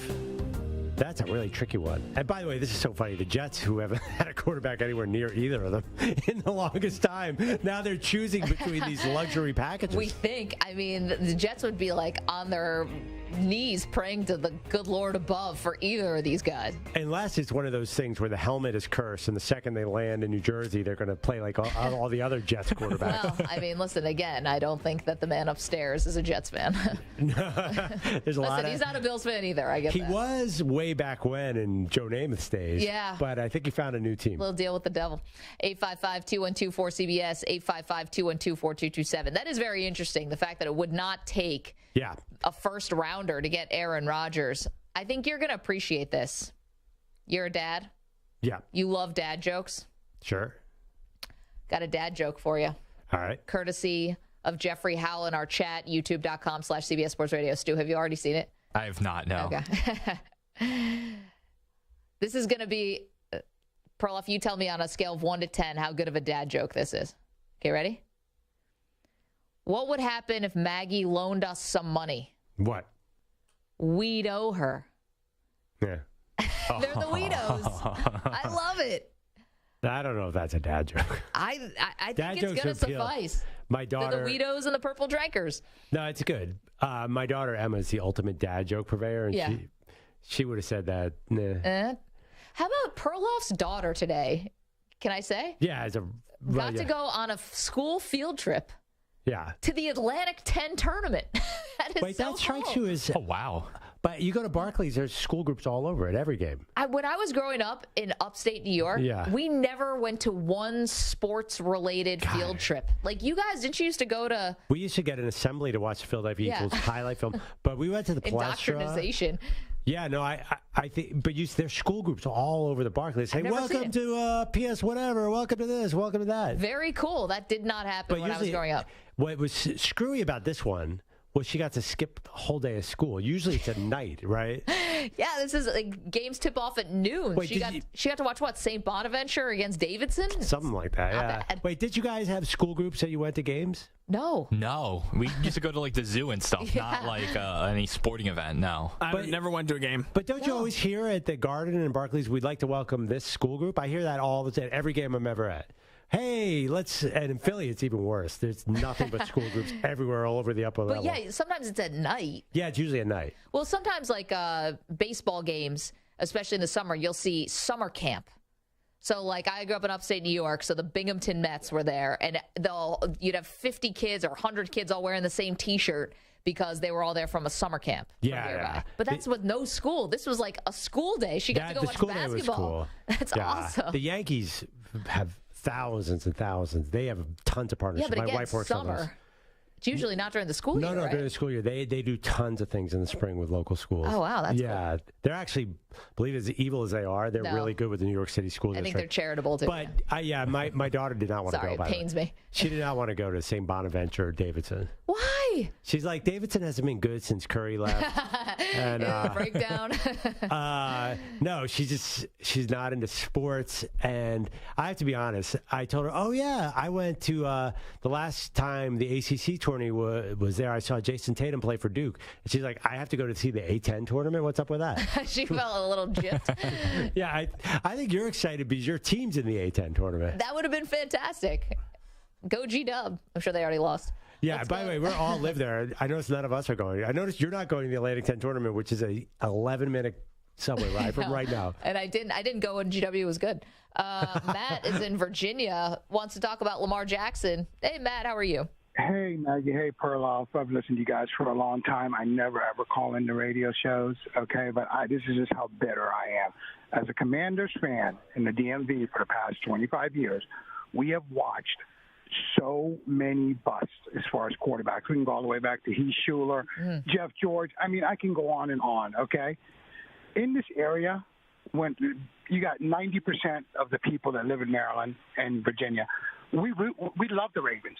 Ravens have been our varsity team here for the past, I can't even tell you how long. Yeah. And after all of those freaking busts I think Primetime and Bruce Smith just got off the payroll a couple years ago, okay?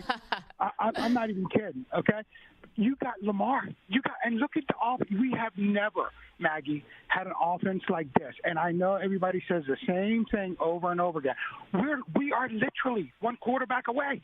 And you go out and get Wentz last year, okay? You've got Lamar right down the beltway. Go get this man. Let him play for the Commanders. You got Mr. Bieniemy coming in. He's already in here. Let's stop the BS. And I saw Ron Rivera at a sushi shop not too long ago because I'm right down the road from their complex. And I said, you got to get him, man. You got to get this guy. And what did he say back? Well, he was kind of like, give me the nod like I'm on the phone. Don't bother me. So much for a man of the people. Jeez, right, Ron. But are you kidding me? I mean, this is tailor-made for you guys. He doesn't have to relocate. He doesn't have to go across country. He's right down the road. I go to Ravens games all the time because Lamar has put – I wouldn't say – okay, Lamar's really, really good, and he would do really, really good in this offense with this new coordinator coming in and the defense that we have. But, I mean, just look at the quarterbacks that the Commanders have drafted in the past 25 years. And just name one person who lasted more than 3 years. You know, Matt, and it's a great point, and we feel it for you because, you know, living in that area and being a Washington fan has got to be torture. Thank you for the phone call. And it's got to be torture, and what probably makes it worse is that, as you mentioned before, Perloff, Ravens are basically like the gold standard of front offices. And then you got Washington on the other side, which is a laughingstock. Well, they did have one. I mean, they had one incredibly exciting year when they got RG3, who had all the talent in the world. They drafted the right guy. They just couldn't keep him healthy. And also think of all the good coaches who have been through the building. They're all coaching other places now, thriving, and like But I will say, by the way, RG3 is as great as RG3 is the fastest human being I've ever seen with a ball in his hand. He was even faster than Lamar. He's Lamar's backup. A couple years ago. When he was that first year in Washington was unbelievable. I would say he was even faster than Vic. I could be wrong on this. Remember, he raced the Seahawk. Yeah. At like this year, right? Monday Night Football. Didn't he race a Seahawk before the Monday night game? Yeah. My point is, raced a bird and he won. Washington could get the right guy and screw it up, which is very possible with Lamar Jackson. It's very possible. I mean, the franchise is in complete disarray. Yeah. So I don't know if they're a quarterback away because. But this is on paper, and not just on paper, on the field. This is good pieces. You mentioned it, Brian Robinson. You mentioned, Antonio Gibson. We can talk about Terry McLaurin, who they paid already, so you don't have to worry about that. Dotson, they hit on. Yeah. I like it, but I don't think it's a no-brainer that all of a sudden I don't think they shoot to there are other teams that could sign Lamar Jackson and be an instant favorite. I don't know that Washington is. Well, I don't know, instant favorite, but NFC's got an easier path. What if the Eagles take a step back this year? Or three teams from the NFC East made the playoffs last year. So you're getting in.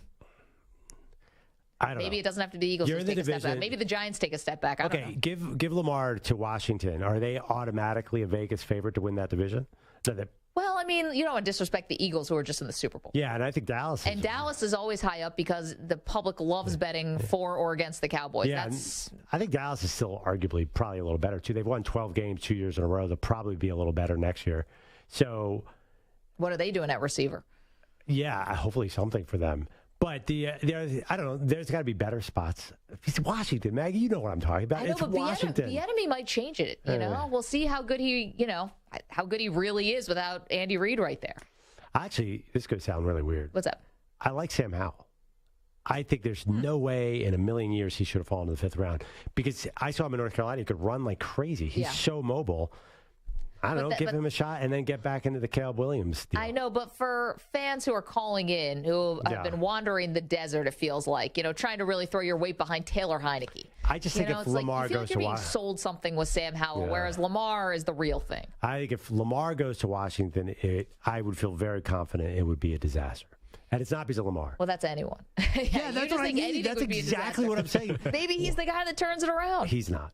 And he's not. You say that so confidently. He's not. If I could bet against the future of the Washington, honestly, maybe Washington's doing the right thing for Lamar Jackson and not bringing him in. And as you mentioned also, there is ownership turmoil. It's a weird time. Ron Rivera, every Super Bowl, he's come on and said, we're going to get this quarterback and we're going to win. And it's not happening. RPC said that the caller from Virginia called in and said this caller is most likely guy to meet an athlete and get thrown out the window. That's not true. He said Ron Rivera, Jeffrey Howell. Ron Rivera was the I'm on the phone team, and he didn't even have a phone in his hand. He definitely did. I bet you Ron Rivera, I think this is a famous person move when you're in public, like getting a coffee or something. I'm not saying that Ron Rivera was lying, but just put the phone up, even if nobody's on the other side. Ackerman, no? You don't think so? No way. You don't think famous people do that? Oh, I'm sure they do, but I'm just saying Ron Rivera. I don't think Ron Rivera would. He's a man of integrity. Yes, exactly. But I think that's a famous person move so people don't approach them. I've done it, and I'm not famous, so I can't even imagine how many famous people do that. Who were you trying to prevent from saying hello? Rather not say. Whoa. What, the Starbucks barista? Right. Like, what was going on? Sorry. Flesh this out a little more. There's moments where you know that somebody might be wanting to talk to you, and we don't want any part of it. Oh, in the newsroom? Are you pretending to be on the phone? I could see that. Yeah, maybe not. You pretend to be on the phone at work so that people don't make small talk with you? You're really dragging this out of me. Maybe not. There's not even that many people that work here. There's like 5 people out here. There's barely anyone around. And sometimes I feel like in some of if you're doing this while you're hosting, there's like not going to be a lot of people, right? No, there's nobody. Wow. Are you doing this for one specific person, or are you doing this for a couple people? It's like 1 or 2. Wow. That bad, huh? Yeah. Because they trap you in the small talk? Oh, yeah. That's the worst. Never want to get trapped. It's hard. It's hard to get out. Wonder who he's talking about. Yeah, I know. Do you know there's an app on your phone that you can have that's an emergency phone call? Really? That's pretty good. It's an app on your phone. I'll show you it. You can download it, and it's so realistic because you can put, like, I can put my husband's face, like a picture of him in it. So I can even hold up the phone and be like, sorry, it's my husband. Oh, that's genius. It's genius. That's great. That's next level. And then when you pretend to pick it up, you hear like a faint voice, almost like the Peanuts character, like when the parents talk on, Snoopy and Charlie Brown. So it's like an actual voice. It's like, oh my God, I got to take this. I'll show it to you. That is next level, because there's been times where I've done that and the person has stayed through the fake phone call. Oh, no. And then I'm like worried when I then like put my phone down that it's just going to be my lock screen or that it's going to be dark. And I'm like, so then I got to like quickly turn the phone down. I didn't realize all this was going on for you, Pat. How do you even get through the day? It's not a me thing. It's that person thing. Yeah, sure. 855-212-4CBS, 855-212-4227. All right. We will sniff out who the person is next. No. Isn't that emergency app for people on Tinder dates? I think anyone could use it. But, I mean... Well, my husband has my emergency. So right. No, that probably wouldn't be good for a Tinder date. Well, you have it, but isn't that app invented so you can get out of a date? I think for anyone who needs to get out of a conversation. I can look up the origin. I mean, come on. That's universal. Name another instance where you need to get out. I mean, the emergency call is to get out of dates, right? Well, but it could be just like, coworker small talk. Not for me, for Pat. I love everyone here. I'll talk for hours. Have you used this app? I never have. Right, but you don't go on dates. That's the only possible scenario where you would use it. I bet there's another scenario. Just got to think about it. Nope, I'm all out. 855-212-4CBS, 855-212-4227. Okay, coming up, we've got more details for you on Lamar Jackson. Of course, we also have a potentially historic draft could be in the making. Top of the hour, Thomas Dimitroff, the former general manager of the Falcons, will join us. Time for a CBS Sports Update. Here's Rich Ackerman.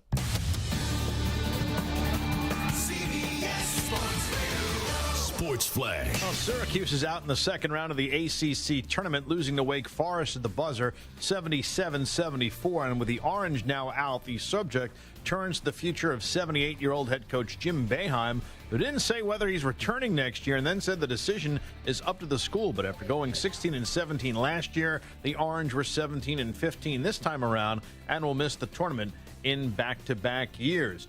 Pittsburgh putting the finishing touches, or trying to at least, on Georgia Tech, leading the Yellow Jackets 85-81 with under 30 seconds left in the second half.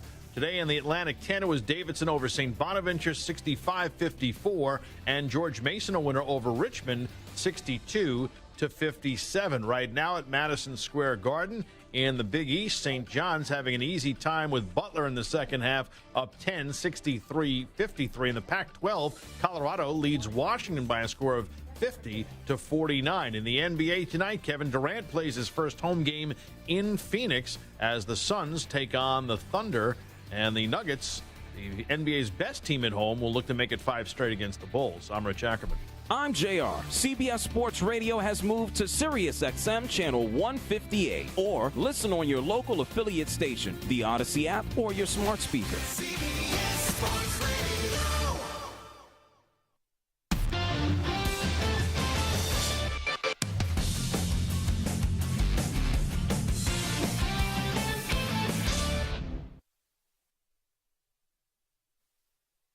You're in a 5-minute break.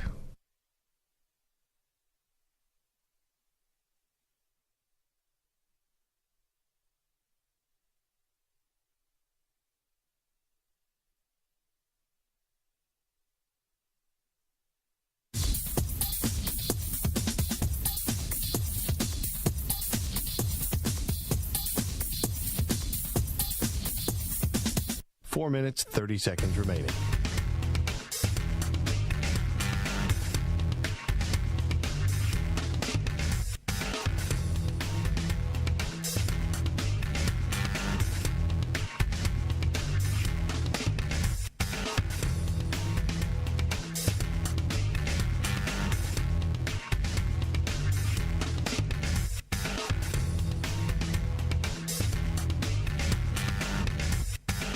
Four minutes remaining.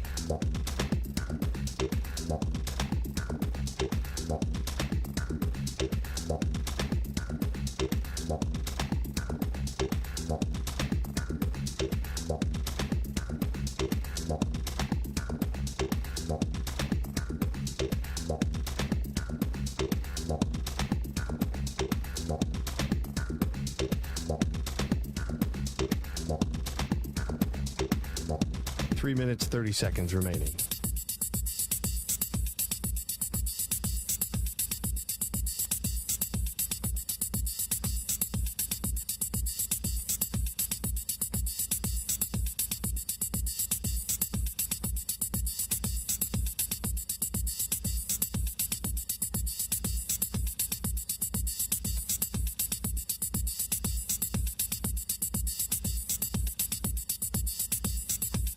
Three minutes remaining.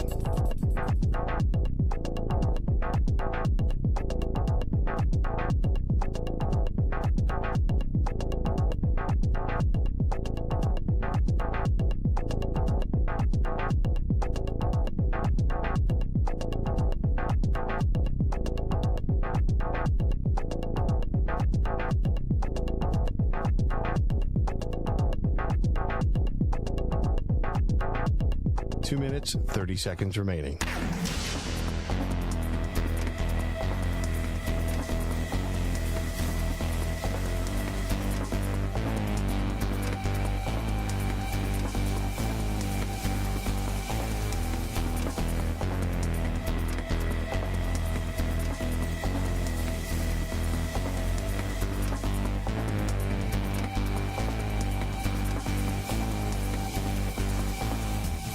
Two minutes remaining.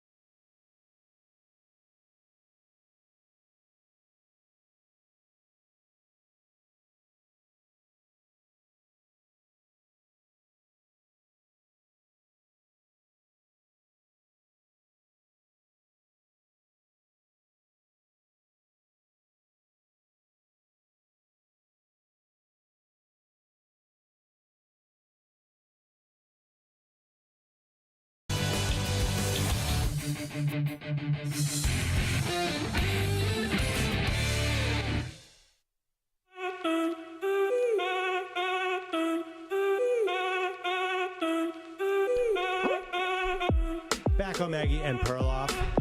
So, I would speak as an Eagles fan. Go ahead. It was a mixed day yesterday. Do you talk as any other fan? Yeah, I could be an objective NFL analyst, whatever. Sure. Just try and be a fan of Rob Lowe wearing the NFL hat. Yeah, right. It was a bad day for the Eagles. A report came out that they are going to have to pay a ton for their free agents. How about their quarterback? That's the last of their concerns. They have their James Bradbury, C.J. Gardner-Johnson, Hargrave. There's a lot of issues right now for the Eagles. Okay. Quarterback, at least he's under contract. I mean, they are about to get decimated. Okay. But there was one ray of sunshine. What was that? It came from Up 95 in New Jersey. Yeah. It was 4 years, $160 million for Daniel Jones. Yeah. I'd love to say you're going to regret this and you're going to eat your words, but I don't think you are. I think I understand the deal. They're going to be an okay team, but I think the Eagles are not going to be scared of Daniel Jones and the Giants because they destroyed them in the divisional round, and Daniel Jones already has 4 years in. He's not going to get that much better. I think they'll be a good team. I get the signing, but I don't see them as a Super Bowl threat. That's where I put this signing. Where do you put it? Right there. I mean, listen, stopgap, probably a lot more expensive than you wanted it to be, and a guy who takes advantage of a decent season where they make the playoffs and win a playoff game, where Giants fans have been starved for that.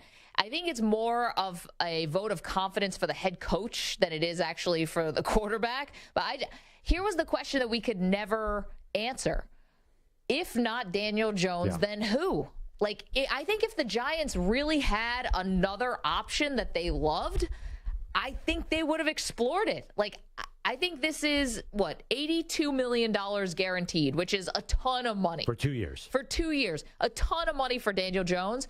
But you start looking out there and you think to yourself, all right, who are we going to bring in that, that we think we can do much better with? It's kind of like a vote for continuity than anything else, and Daniel Jones just happens to be the beneficiary of it. I'm not saying it's right, but I think they're going to be about the same. Maybe a little bit better if they get their wide receiver core better, which was not going to be hard considering their wide receiver core is a bunch of no-name guys. So maybe you upgrade and maybe you win 2 playoff games, but I don't see you going to the Super Bowl if you're the Giants. Yeah, I mean, listen, nobody saw Eli Manning going to the Super Bowl, so maybe they're hoping that lightning strikes twice. But I think they were negotiating against the franchise tag. So the franchise tag for Daniel Jones, I would have been non-exclusive for about $35 million, right? I mean, might as well make it, non-exclusive. Right, might as well make it non-exclusive for 2 first round. So they're negotiating. They must have said, if we're going to pay him $35 for 1, we might as well get 2 years out of this at $40. So it's $82 million for 2 years. So it's as if it's cheaper than 2 franchise tags. Maybe they looked at it like that. Maybe, but then you also, you have to admit, though, this is a Band-Aid. This is not a solution here for the Giants. I don't think they view it that way. Do you think that? Well, 2 years, that's not a solution. That's a Band-Aid. 2 years, but they can have them for 4 if they want. So they have certainty for 4. Yeah, and maybe you go back. I know that 3rd year, I think, gets guaranteed at the beginning of the 2nd year or something like that. But the thing is, I think they got lucky here. I think that Jones was willing to do something short term. Or Jones's agents went out to the market, and I don't think anyone else was willing to give this kind of money to Daniel Jones. Right. This is the team that drafted him. It's not the same regime that drafted him, but it's the same ownership. I think he was always going to get his best offer from the Giants. But for the Giants side of it, I don't think you've solved your quarterback situation. You have a stopgap right now. Well, it almost feels like the thing of real value in the NFL, and this relates to me when I was in my single life dating. Yeah. It wasn't the quality, it was how quickly you get out of this deal. Yeah, we were asking that yesterday. They signed the deal, and our first question was when can they get out of it? That's never a good. That's a new thing in the NFL. All people are talking about quarterbacks. Like Aaron Rodgers only wants to be there 2 years. Aaron Rodgers only wants to be there 2 years. That's awesome. Yeah, that's great. We don't want to miss our chance to get somebody awesome in the draft. It's one of those things where you always want whatever else is out there. You just don't want to get stuck with a bad deal. It's funny for me to think of you trying to find women to date who are going abroad or moving for work in the not too distant future. Engaged to another man. Oh, wow. Yeah, no strings attached there. Someone else's strings. So, let's quickly move the topic off that. Yeah, I mean, I think teams don't want to get stuck in a bad deal. Quarterback hell. Yeah. When you're overpaying, and it can just be it can be a killer. So I think for the Giants side, this did work out. But you got to be realistic, I think, about what Jones is. And you got something last year that we didn't make enough of a big deal about, which was you got a full season. Daniel Jones has been injured. That has not been a given. He's one of those running quarterbacks that gets hurt at times. Yeah. So you're hoping for the 2 years, and now you got to hope after they put the franchise tag on Saquon Barkley, maybe you get a deal worked out with Barkley. If Saquon Barkley was not there, then you didn't have to deal with that $10 million franchise tag. Would they have just tagged Daniel Jones and not bothered with this contract? Because they definitely wanted to use that tag on Saquon because that's such a great value. 1 year for $10 million? No, I don't think they wanted to go back with Daniel Jones after one. I think they wanted at least 2 years. You don't want to go back to the negotiating table after one season. Well, you could have tagged him again, I know, like but Cousins and Preston. Then it's taken up so much of a percentage of your cap. It's crazy. Well, kind of it's similar. Basically, they got 2 franchise tags out of this deal. 2 years, $82 million is very similar to what 2 tags would have cost. Yeah. But at least they get a couple more. I don't know. So are you sure? I just want to be sure I'm asking as an Eagles fan. Are we sure that Brian Daboll's not going to turn this into an elite team? So that's what Jason Warner's saying in the chat, youtube.com/CBS Sports Radio. Look at how much Daniel Jones improved with 1 year under Daboll. Give him a chance. Yeah. So this has happened, though, with the Giants specifically, where this happened with Ben McAdoo, this happened with Pat Shurmur, and this happened with Joe Judge. The first year was not bad, okay? The first year showed improvement, and everyone was like, hey, we might be onto something. And then the second year came, and it all fell apart. I don't think that's going to happen with Daboll. I think he's a much better coach than those guys were, but we've been here before with the Giants. Those guys make the playoffs? McAdoo did, right? I don't know about the playoffs. Yeah, yes, that was the Green Bay boat situation. They all went down to Miami and got photographed on the boat. Not playoffs, but improvement. It was always the big improvement in year one. It's like, all right, here you go. You got your guy, and then it all fell apart. Feels like Daboll improved more than any of them. I mean, they were the losingest franchise in the league. Also took advantage of maybe one of the weakest schedules. Absolutely. In the NFL. 855-212-4CBS, 855-212-4227. We'll talk more Lamar Jackson. Former general manager Thomas Dimitroff is next.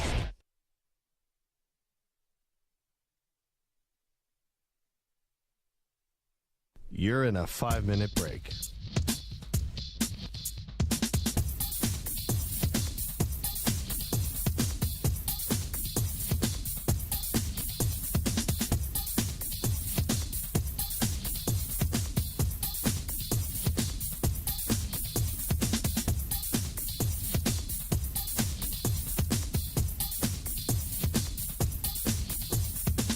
Four minutes, 30 seconds remaining.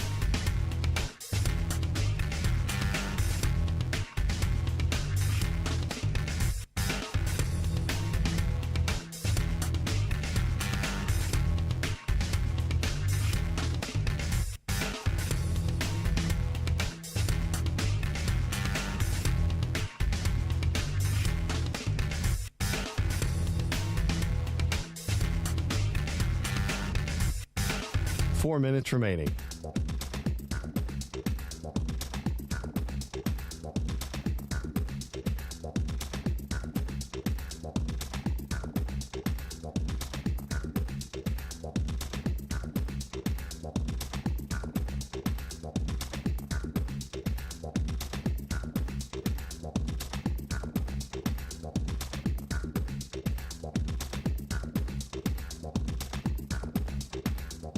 Three minutes, 30 seconds remaining.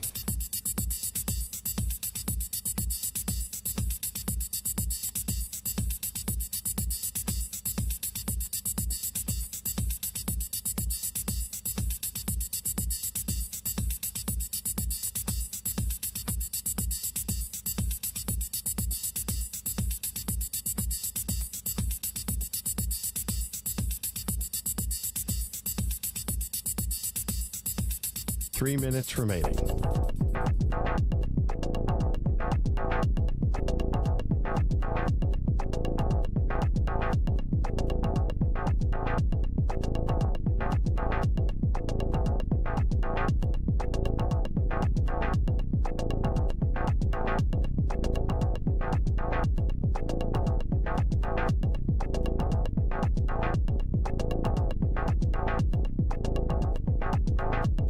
Two minutes, 30 seconds remaining.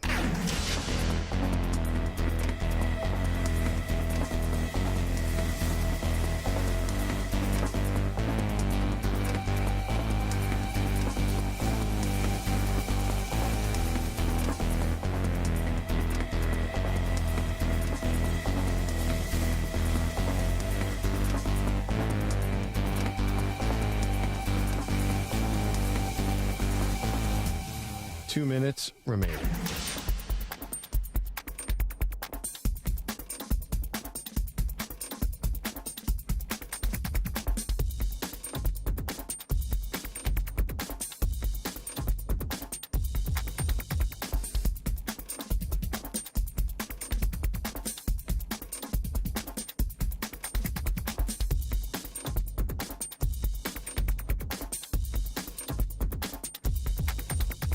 One minute, 30 seconds remaining.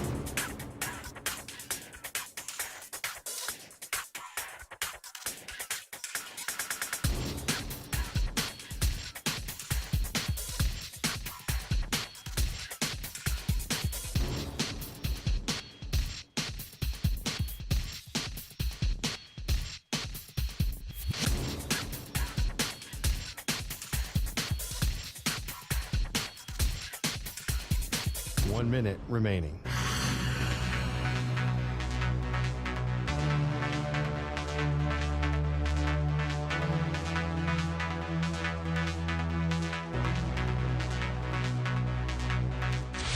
Five seconds remaining.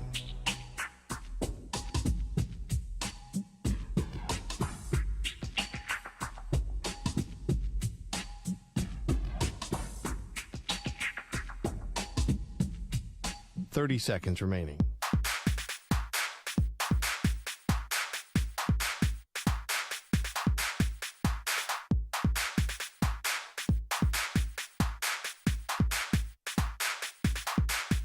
Fifteen seconds.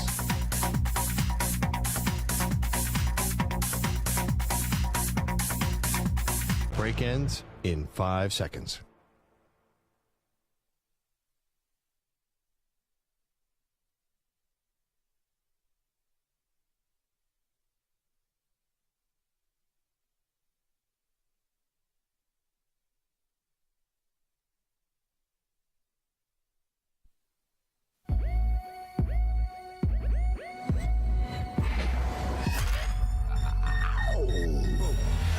If you go into a normal porta potty, you have about a 1 in 3 chance of it getting turned over and ending up on Instagram. Everyone's never said that. That's my nightmare. All of a sudden, it's like, how did Samter get the bubonic plague? Like, I don't know. It hasn't been around since the Middle Ages. We could have a debate about what's worse, but there's nothing worse. Thought of being in a porta potty that turns over. No, my worst fear is dropping the phone. Just that's gone. Sacrifice it. Let it go. It's gone. No, that is long gone. And I have the kind of thing where I have my credit cards and stuff like on the back of the phone, and my whole life would be gone. I'm not going in. What if it was a wedding ring? Ugh. No, you got to go in for the ring. No. I have to. They are Maggie and Perloff on CBS Sports Radio. I love how I was alone in that. 855-212-4CBS. That's how you get in touch with the show. It is Maggie and Perloff. We are across the country on CBS Sports Radio. We're on the absolutely free Odyssey app. We're on SiriusXM channel 158, and we're streaming live youtube.com/CBS Sports Radio. This is the time of the year, Perloff, where the front office general managers in the NFL really shine. So to get the thoughts of what these teams are going through right now with Lamar Jackson now on the non-exclusive franchise tag and Aaron Rodgers meeting with the Jets, we want to welcome in a pro, someone who is the NFL Executive of the Year in 2008 and 2010, former general manager of the Atlanta Falcons, before that with the Patriots. Now he's the CEO of Sumer Sports, and that's Thomas Dimitroff. Thomas, haven't seen you since the Super Bowl. Thanks so much for doing this. Maggie and Perloff, I appreciate you guys having me. I'm in Aspen right now, gliding around, not thinking about how heavy this is weighing on GM's mind. I mean, good to be Thomas Dimitroff today. Not bad. I love it. In Aspen. By the way, when you were employed, when you were with the Falcons, you did not get to ski this week, I'm imagining. Normally not. You know, I played around 3 different times with franchise tags, very different ways, of course, approaching with a punter, with a corner, and with a defensive tackle, all very, very different. Yeah, a little bit different than the franchise quarterback. So let's start there. You know, because we are never privy to these kind of things, Thomas, for our audience and for us, what happens now? So the non-exclusive tag gets put on Lamar. You know, teams can start, I guess, reaching out next week. Is there a deadline for when teams have to put their final offers in? And take us through the nitty-gritty here. Well, I mean, they have until, July 15th, I believe the date is. I mean, it starts mid next week, as you know, and all the offers start coming in.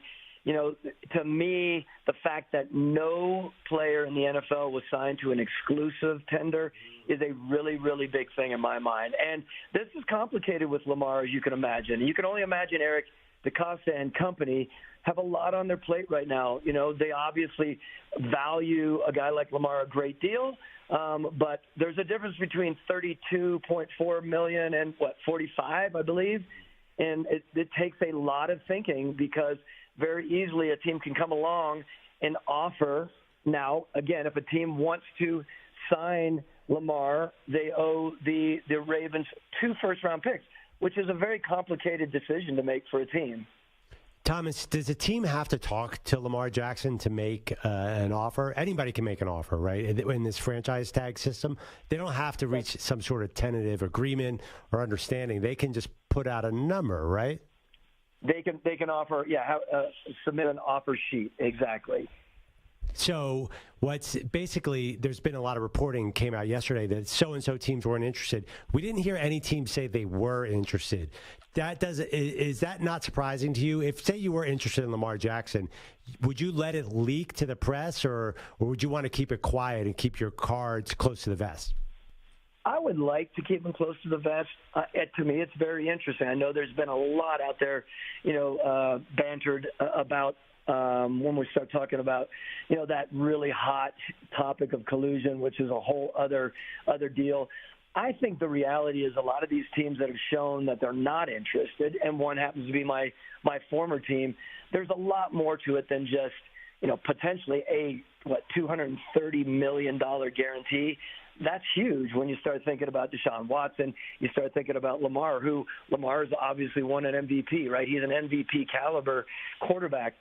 But there are other elements out there that people start thinking about, right? How long, what's the longevity of his career? Are people seriously concerned about where he is from an injury standpoint? Believe me, both you all, that when you look at this guy does not have an agent. That is a very, very complicated element that we could probably talk about. And it's tough to deal with someone in that mode as a general manager and as an organization. Can you flesh that out for us? Thomas Dimitroff is a two-time NFL Executive of the Year with the Atlanta Falcons. What makes it so hard that he doesn't have an agent? Well, I think you can look at it on a number of levels. For him right now, and you can read about this and think about if he were to have an agent right now, I think personally it would benefit him at a number of levels, right? Not only their interaction with the media, of course, interaction with other teams. If you have good relationships with agents, sometimes, as much as we don't like to admit this, an agent has a really good relationship with 2 or 3 other general managers out in the league, and they can help put out some smoke screens that there are people interested there. It rises up the whole, back and forth about who's truly interested in a player. So to me, it can really benefit him. On the other side of dealing with a player that doesn't have an agent, there are just, trying to get to the nitty-gritty of a deal, not only now, but when you sign someone or you agree to someone's contract, that the renegotiation element is going to enter or rear its head in the next 2 or 3 years. And you're hoping that you're going to be with a player and an agent who are of sound mind so that you can continue to parlay this into, further contracts. So, Thomas, ultimately, what do you think the number is going to be for Lamar? Do you think he gets the $230 million that Deshaun Watson got? I think there's going to be a team out there that is, seriously ripe on pulling that trigger. I'm sure that someone is going to step up here in the near future and say, look, let's see how this plays out. And I do believe that, yes, to answer your question. Okay. One last one about the whole collusion thing, because you're right, that has been out there. I don't think, and Perloff, I think we can speak for both of us, that we don't think that guys are meeting in a smoke-filled room with cigars and drinking cognac and being like, all right, nobody signed Lamar Jackson. I don't think that's what's going on. But, Thomas, don't you think that, and Steve Bisciotti, the owner of the Ravens, even came out and said it.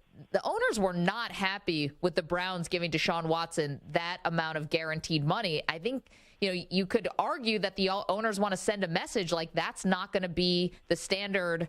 That's going to be an outlier.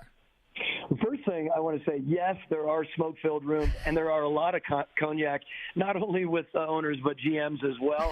They're not necessarily talking about the contract that way. The one thing I do agree with what you said for sure, amongst a number of things, is the fact that, the any time in the NFL there's something that complicates the lives of a general manager and the ultimate lives of the owners, and like I've said before, I think even on your show at the Super Bowl, it is their train set. And no one likes to be kind of misaligned and sort of inhibited by however they're putting together their world. So I'm sure it's a pain in their butt, to be honest with you, at a lot of levels. I don't look at it necessarily as collusion. I look at it as the reality. Everyone wants there to be smooth flowing in their worlds, and everyone does think the next time they're facing whether it's a quarterback or anyone in the league, they're hoping, again, that things run smoothly for them to get their deals signed. Thomas, do you think some of the other quarterbacks who could be on the market soon or might be negotiating could surpass $230 million guaranteed? I'm thinking of Joe Burrow, maybe Jalen Hurts, maybe Justin Herbert. Is that number seems so big now? Is it possible that we pass that as soon as this offseason? God, it seems so big, doesn't it? And I would say I could see it happening. I mentioned before when we signed Matt Ryan, one of your Philly people, right? When we signed him and we signed him to $30 million a year, the world was turned upside down. And once again, I was a pariah following up from the Julio Jones trade. But I had always mentioned to all of our local media in Atlanta, within 2 months, it's just gonna fly by where Matt Ryan was, and I believe the same. It's unbelievable where the money is nowadays, and I do believe these quarterbacks are on the rise, and we're gonna step back and be amazed at where the numbers are going. Thomas Dimitroff is a two-time NFL Executive of the Year. He's now the CEO of Sumer Sports, trying to help teams build the perfect roster. Just a couple more for you, Thomas, and appreciate you taking time for us today. So if you were the Jets, you fly to California, you're meeting with Aaron Rodgers. What are you saying to him? What do you think they have to sell him on to join their franchise? Well, I think the big thing is, selling him on a new location, of course, right? He's been up and down, with the Packers, and obviously, I think personally he's one of the very best out there who have played that position. But I feel like it's, his personality is it's running thin, so to speak, with that world there in Green Bay. And I think the city open-minded element of New York. And I think, Joe Douglas is a really good football man. I think Joe's going to get in there and talk about the organization, going to talk about the offensive line they have there and the ability to continue to grow. And I really do. I just continue to press to say, hey, you have 3 potentially more years to win a Super Bowl, and what a great place to win in New York. That's what I would do.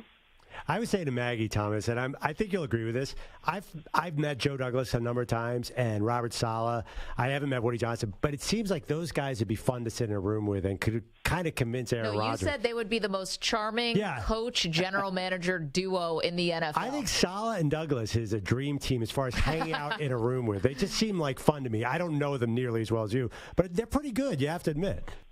Fun guys, of course, very, very good football men that will look you in the eye and talk to you. I mean, Joe Douglas is, trusted as, very, very well in the league. Robert as well, the way that he approaches his players. So you have a situation that you're kicking it off and you're no longer sort of at loggerheads with your coach, right? You're at another spot. It's fresh. It's new. I mean, look what happened in Los Angeles. Get an opportunity to potentially put a ring. At least that's how you sell it to a guy like Aaron. And again, Aaron still has it in the tank, I believe. It was just to me, it was a really tough year last year. Last one for you, Thomas. Let you get back to the slopes. What do you think is the most important thing that we should keep in mind, fans should keep in mind during this time of year, which is free agency is starting next week, and then you're getting ready for the draft? What should we know? What do you wish that fans knew from your seat? Well, look, I think the reality is the most feasible way to approach building a team, of course, we say it time and again, in and outside of our organization, it's build through the draft and supplement with free agency. I know that sounds simple. The reality is it is the best way to do it. However, my good friend Les Snead, who is the Maverick GM, and I was just with Kevin Demoff at Sloan at the analytics conference, we talked about that at length. You get a situation nowadays where if you go into free agency and you're acquiring through free agency, there's an element of knowing what you're getting, right? That is, it's a little more complicated when someone's sitting there at the first pick overall, like the Bears, and they're trying to trade back, and potentially the Colts jump up and take the first pick. They're not sure what that first quarterback is going to do, right? So I think there's some assurance in free agency. You kind of know what you're getting. You hope you do anyway. And I think that's a little bit of a sure thing. Work both free agency and the draft together, and I think you can be a very good team-building organization. Who was the smartest person at Sloan that you talked to? It's amazing. There, watching people there and watching Michael Lewis talk about Moneyball 20 years later. And, the group, there were just so many intelligent people there. For us to go in there with Sumer Sports, it allowed us to spin around with some really, really smart people. And we were looking to hire there as well, as you can imagine. There you go. Thomas, thanks so much for doing this. Hope to talk to you again soon. We always appreciate your expertise. You've been in the room. You've done the deals. And this is great for us. Thank you. Can't wait to talk on the other side. Thank you, guys. Appreciate that. Thank you. Stay safe on the slopes. Yeah. By the way, that's so funny about the Sloan. I know. There are so many smart people. Forget it. You and I would feel like country bumpkins if we walked into that room. Well, at least I would. You can throw around the Dartmouth thing. I know, but come on. I was an English major. This is real analytics. I could tell them about Hemingway or something. I have no idea how to even do an Excel spreadsheet. Never find your way into any of those econ classes? I did take econ. I liked econ. Took micro and macro. I still don't know which one was which. Nice. By the way, so you set me up with the most likable. Yeah. I didn't want to go there because Dimitroff and Douglas were, Douglas was a longtime Ravens scout, and Dimitroff was a longtime Patriots scout. You know, those two franchises. I know. So I thought Thomas, they all got their guys. You know that he's from a different school of GM than Douglas. It's just funny to think about. We never think about these football guys as being like, who has to charm somebody? It's always football. You know? I think doesn't someone in the building have to be the salesman, the bringing the free agents? Les Snead. I mean, usually that's the guy who's like writing the check or whoever's handing it. That's the GM. But I don't think they need to be charming. I think they just need to offer more money. That's how you get people to come to your organization. Well, I said that about that NFLPA list that ranked all the different accommodations. Facilities, yeah. I said, that's all great, but throw me $180 million to Kyler Murray, and he doesn't care if you're going to charge him for dinner. He doesn't care if the hot tub has a leak. Yeah, he'll be fine. There's a rat infestation in the laundry room. But it does seem like GMs are. I mean, listen, you and I have sat with some GMs and coaches. Those guys are charmers. I mean, coaches are natural-born salesmen. Ron Rivera sat. We were talking about him. He sells you on a vision about what his team is going to be because I think they need to interact with fans. They're all recruiters. They're all they're all salesmen, Maggie. Imagine you sit in the room with two Belichicks as the coach and the general manager. Well, that's different. Yeah. I mean, that'd be a nightmare. That'd be a nightmare, but is there any other team? Every other team is cool. I don't think Belichick is like that. I don't know. I think a lot of these guys can be kind of awkward. Like who? Les Snead. I've come into contact with a couple. Oh, really? I feel like the GMs are. Well, you've been around. Mike McCagnon. Yeah, but I mean, he was not a natural-born salesman. Yeah, but Mike McCagnon, the Jets guy. Yeah. Yeah, that was not a well-received GM tenure. He was just the head of scouting. Les Snead would have you wrapped around his finger so fast, it'd be unbelievable. Well, I mean, he doesn't try to sell me. He's got to try to sell someone else. Yeah. Les, are you kidding me with that hair? All he has to do is go in and show that hair. And it's done. And his wife, Kara, forget it. They rule the whole West Coast. It's got to be a charming duo. 855-212-4CBS, 855-212-4227. Okay. Thanks to Thomas Dimitroff. I thought biggest takeaway from him, he thinks Lamar is going to get the 230. Yeah, he seemed pretty confident. Yep. Which is funny because the first 24 hours have not really played out probably the way that Lamar had hoped, which is basically teams publicly bailing. I think that's too much speculation on our part, though. Well, it's just reports, but No, I think the reports are true, but just that there's 25 other teams out there that we don't know if somebody's putting. Thomas sort of implied it that somebody's probably putting together something. I don't know. 230 does. You're right. The early indications are not good, but there could easily be a team sitting there. Did we know Cleveland was going to get Deshaun Watson? No, it was a shock. But the other thing is, he said the absolute end deadline for this is July 15th. The end deadline for the Ravens. For the Ravens to, match or technically they have 5 days from when the offer sheet comes in to decide whether or not they want to match it. But the drop dead deadline for the franchise tag and all this, Thomas Dimitroff said mid-July. This has got to get done way before that. But that would imply that nobody made a tender offer on Lamar, right? I can't wait till mid-July. I would imagine people want this done before the draft. I can't wait till mid-July, Maggie. Just as first of all, I woke up so disappointed today. I said to myself, I need another dopamine hit of an NFL headline. But yesterday, it was coming fast and furious. I know. Give me something, Peter. Give me some Peter King, Jay Glazer, rap sheet. Somebody give me some news here, right? Do you ever feel like that? Do you ever get addicted to NFL news? Where it's just coming in, and then you go quiet. It's like a kid eating sugar. No, honestly, it gives you, not to get scientific, I'm sure there's a little Twitter alert dopamine hit. When you, aren't you excited when you read these news stories? Yeah, but I don't think I'm addicted to them. Maybe I am. 855-212-4CBS, 855-212-4227. Are you having withdrawal today? I was so mad today. I was woke up and I'm looking at my phone. I'm looking at all the websites and there's nothing. I'm like, yesterday was, you know what? They should have spread out some of the news yesterday. Give me Daniel Jones one day, Lamar the next. Don't give it to me all within a 45-minute period. I know. How are we going to handle this? 855-212-4227. See you guys in the chat as well. The Weedos, the Purple Drinkers, appreciate you.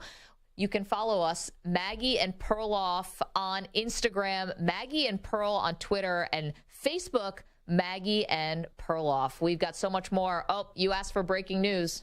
I got some for you. We're going to have to give it to you on the other side. Perloff asks and the universe delivers. We do have breaking news. Stay with us. It's a big one. We'll get it to you in just moments. Don't move. More Maggie and Perloff. Straight ahead. You're in a 5-minute break.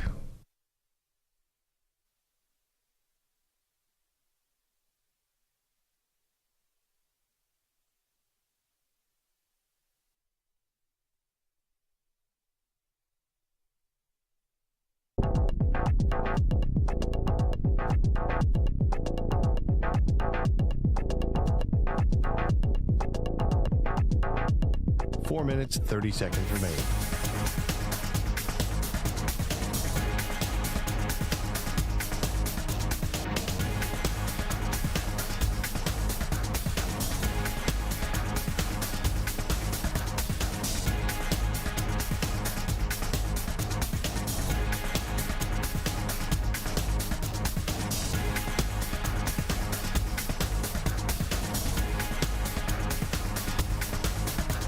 Four minutes remaining.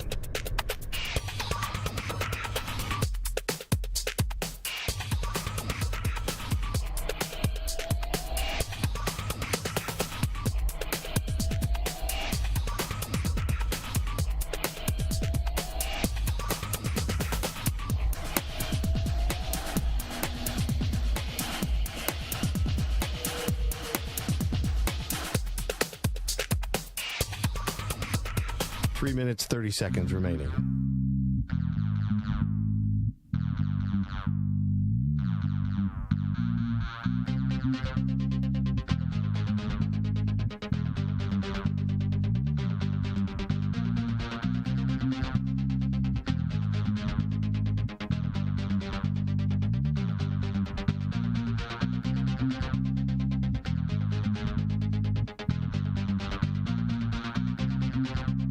Three minutes remaining.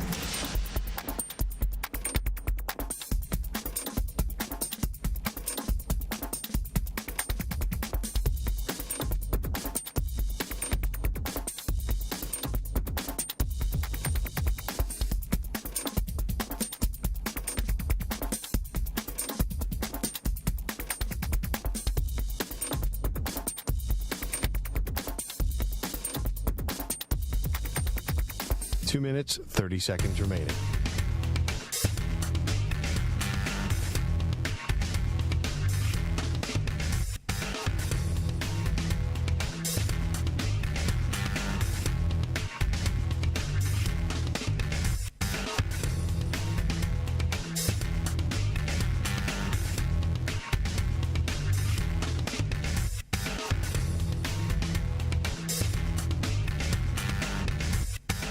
Two minutes remaining.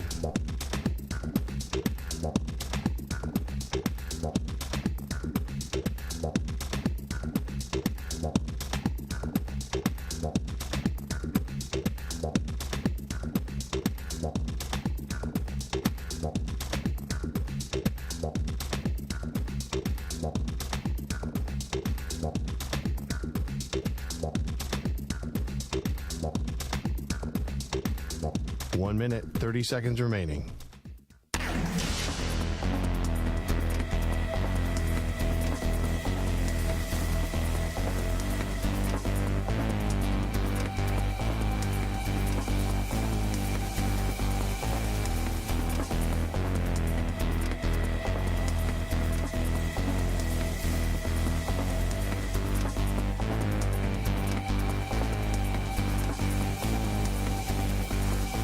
Minute remaining.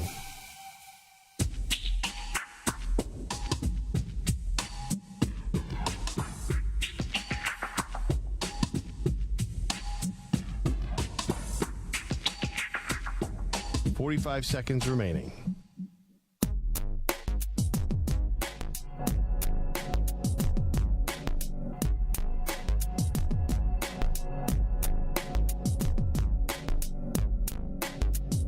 Thirty seconds remaining.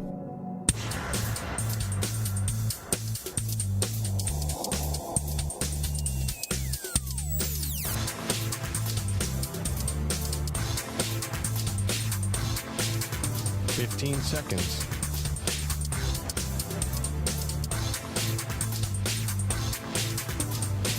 Break ends in 5 seconds.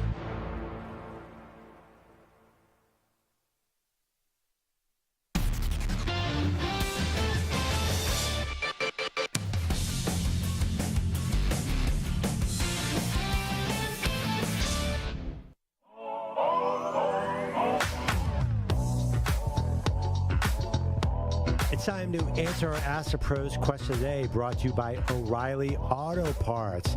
Today's question comes from Jim in California. Hey, you guys promised a celebrity sighting and then you never delivered. Who did you see? We'll tell you in a moment. Don't forget, you can submit a question by going to cbssportsradio.com/askthepros or tweeting it at CBS Sports Radio using the hashtag AskThePros. Read the next page, too. Yeah, oh, sorry. All of it, of course, brought to you by O'Reilly Auto Parts. Think O'Reilly Auto Parts for all your car care needs. Get guaranteed low prices and excellent customer service from the professional parts people at O'Reilly Auto Parts. It's funny because we were so excited about the celebrity sighting, but we don't know if anyone else will be. No, can we put it to the side, though, for 1 second to get to the breaking news, and then we'll do the celebrity story after the breaking news?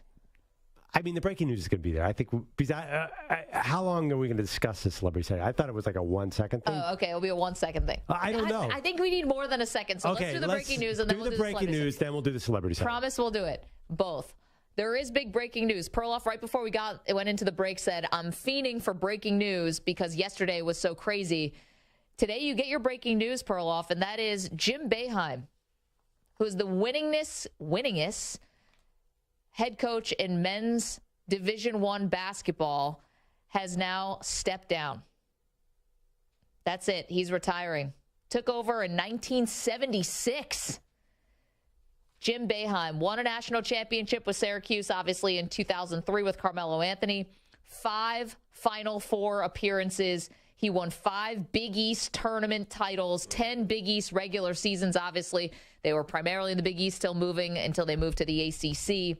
He's in 2 different basketball Hall of Fames. He's in the Naismith Hall of Fame already. He's in the College Basketball Hall of Fame as well. And, yeah, after Mike Krzyzewski retired last year, Boeheim became the winningest coach. He's stepping down.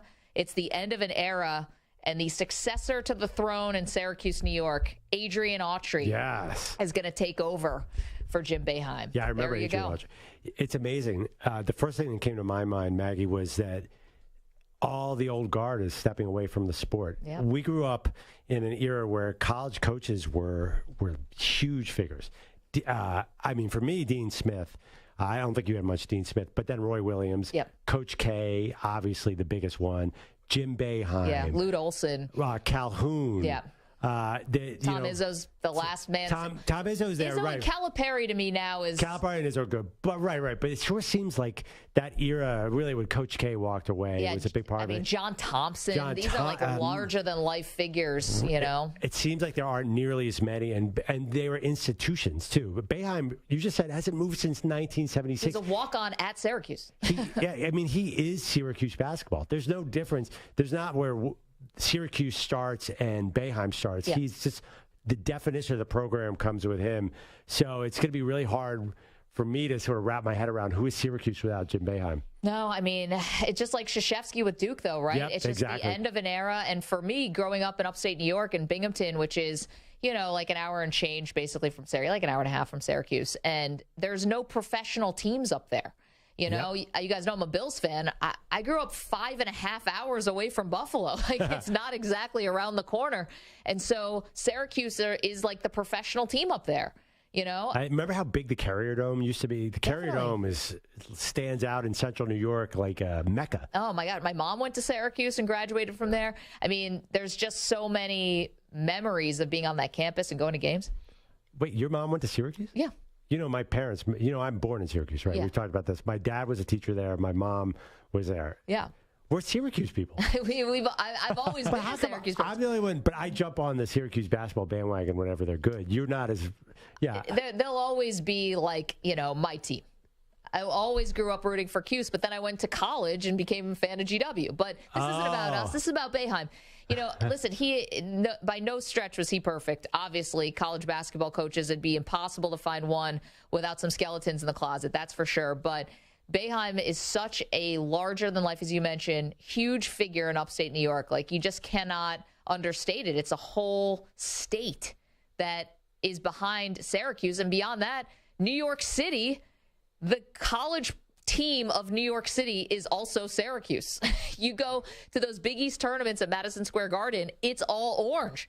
Because they're like New York City's college team too. No disrespect to St. John's or whatever, but Syracuse, you got so many Syracuse alums in New York City. Absolutely. Yeah, I mean, I think St. John's might take a little exception to that. There are some. Listen, I mean, I got the receipts. Yeah, the other thing too is, remember how great the Big East used to be? Well, when Syracuse. Yeah, that's it. When I think Boeheim, too, you mentioned John Thompson. I think Georgetown. I think my Villanova Wildcats. Yeah, UConn. UConn. Yeah, it was all great. The last few years, it's funny. I said I wanted breaking news. This is not the kind of breaking news I wanted because I would have liked for him to go out on top a little more. It's been a struggle. Yeah, but, this happened. This happened to Gary Williams at Maryland. He wasn't as old, obviously, but, the recruits just kind of stopped coming. Didn't happen to Coach K. No, Coach K goes out in the Final Four. But, yeah, I think it was just time. It was beyond time. I mean, at first, Boeheim had said in 2015, he said he was going to retire in 2018. Now it's 2023. So, he's held on. And nobody was ever going to force him out. No chance. I mean, he's got so much power and he's so revered. I mean, multiple gold medals. I should also mention that as an assistant coach on Team USA. In the pro game, in the college game, he's just so revered in the world of basketball. It was always going to be his decision and his choice, and it finally is to walk away. Yeah, the other thing, too, and I say this is not a criticism. He's a character, too. He does those press conferences where he puts, and you can't see this on radio, he puts his hand underneath his chin and slouches over and gives you that look like, oh, I can't believe you're asking me that. I know. He's got this very thick upstate New York accent that just sounds like home to me, too. Yeah. 78 years old. Yeah. It's time. Yeah, it definitely goes in I don't know quite the Mount Rushmore of college basketball coaches, but he's damn close. Yeah, he's definitely in the parking lot. Yeah, I don't know. I'm not going to do a Mount Rushmore of them, but he's in the top 10, top 20 all-time iconic successful coaches. Number 2 on the all-time list. That's really all you need to know. Yeah, man. Win list, that is. Ackerman, you got a Jim Boeheim memory? Him yelling at me at the 1990 Big East Tournament Media Day. Wow, no. Right. But I didn't hold it against him. I'm like, oh, boy, it's like I kind of set him up. It was a softball, what I thought was a softball, because I talked about his team being more athletic. I asked him if that would give him any advantage this week. He's like, they're all athletic, and, they're great. And I'm like, geez, this is like trying to play to your strength here. And, I'm like, okay, I get it, fine. But great coach, though. I mean, really. It's funny because a guy who didn't get enough credit in the early years or the early half of his career, and then I don't want to say got too much credit, but really was recognized for the great coach that he is.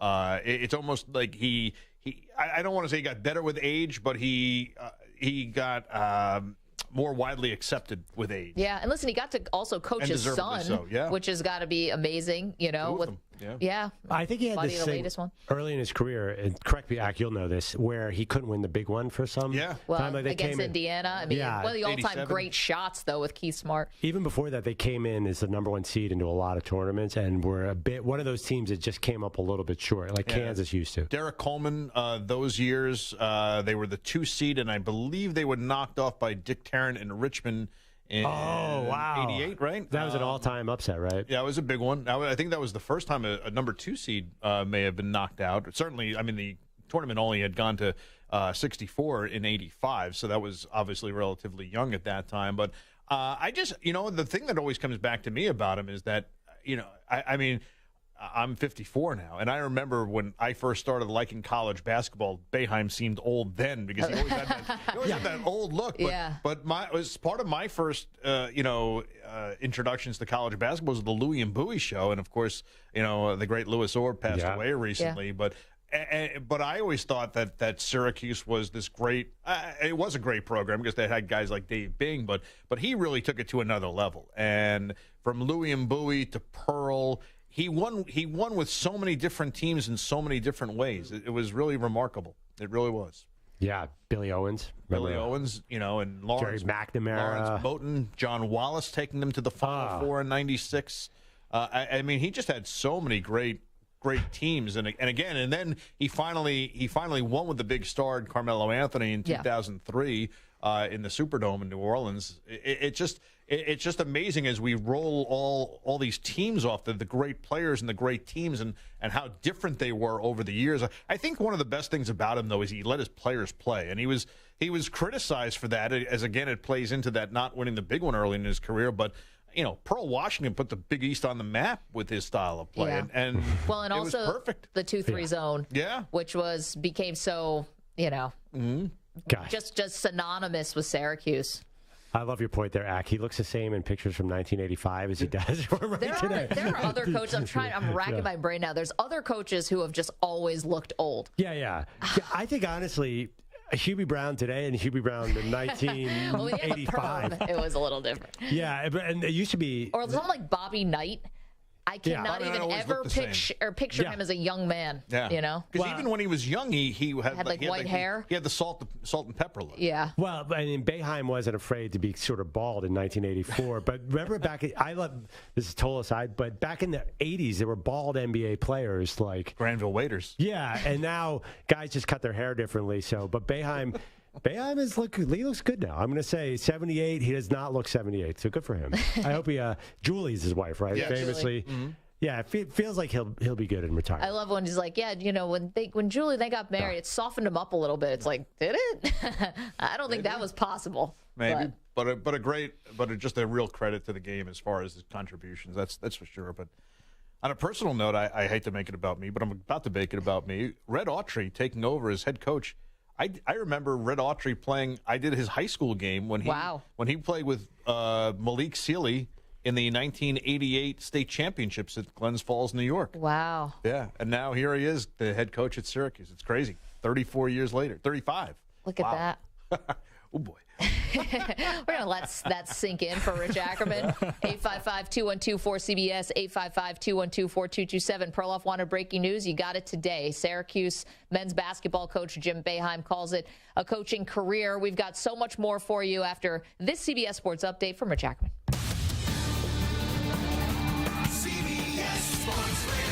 Sports Flag. News anchor, I'm hoping for more from Perloff tomorrow. This report is sponsored by Progressive Insurance. Drivers who switch and save with Progressive save nearly $700 on average. Call or click today and find out if you could save hundreds on car insurance. Another legend has walked away. Last year was Coach K, Jay Wright recently, and today it is Jim Boeheim. The 77-74 loss to Wake Forest in the ACC tournament was his final game. As the school announced, the 78-year-old is ending his legendary career after 47 years. Longtime assistant and former player Adrian Autry succeeds him. Boeheim took the Orange to the Final Four 5 times and won the national championship. In 2003, he had been part of the program as an assistant or head coach since 1969 after playing for the Orange during his collegiate career. John Morant will not face any charges in Colorado after posting an Instagram video of himself at a club in which he allegedly had a gun. Police said there was no probable cause to charge the Grizzlies All-Star, nor was there any disturbances at the club that night. I'm Rich Ackerman. Coming up later on the Zach Gelb Show, Geno Smith and Daniel Jones both paid, but who will have the better season in 2023? We discuss 6 p.m. Eastern, 3 Pacific. CBS Sports Radio.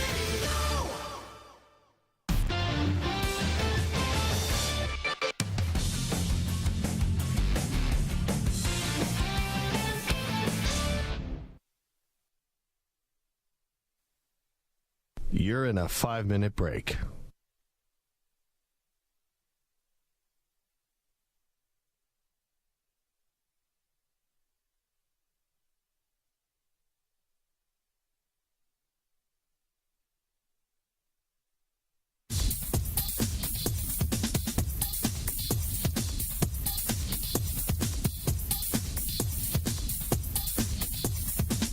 4 minutes, 30 seconds remaining.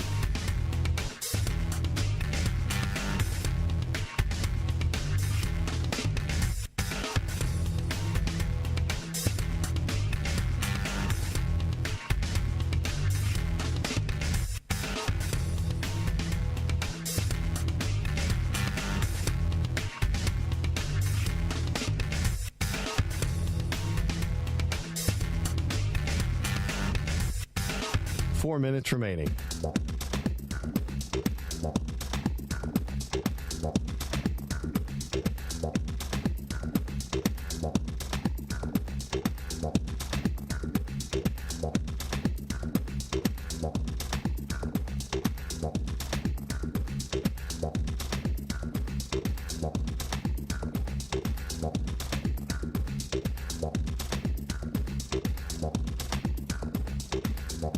Three minutes, 30 seconds remaining.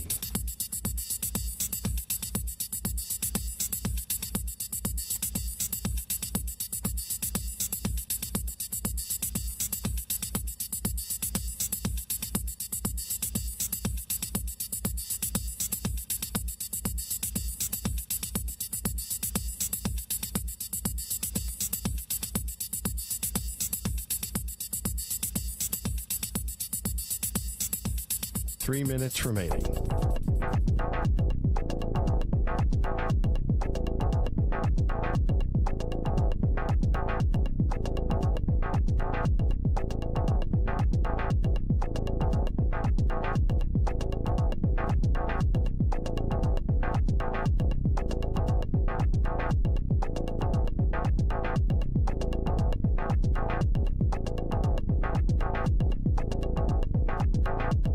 Two minutes, 30 seconds remaining.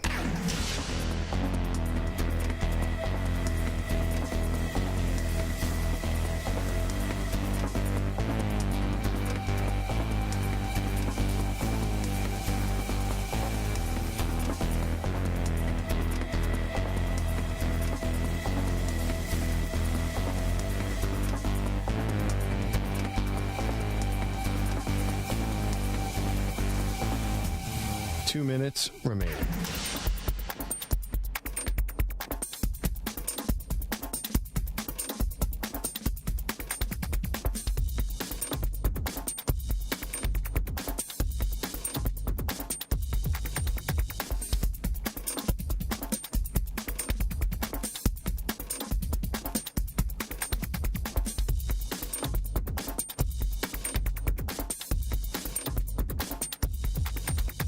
One minute, 30 seconds remaining.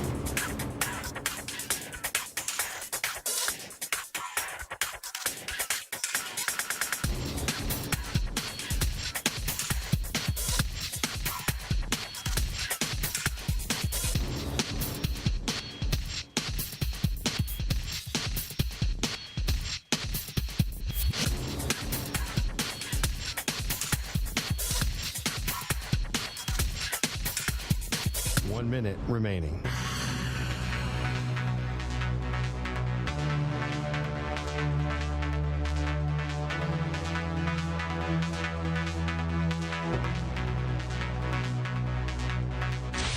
Five seconds remaining.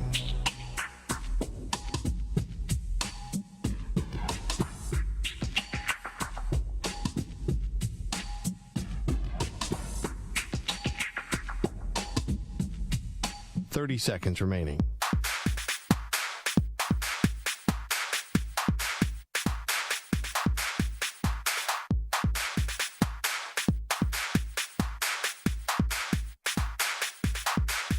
Fifteen seconds.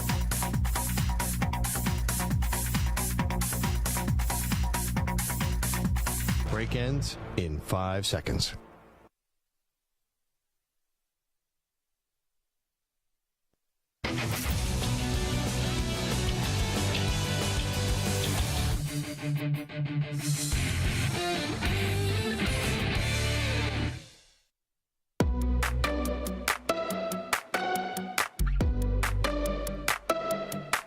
Welcome back to Maggie and Perloff.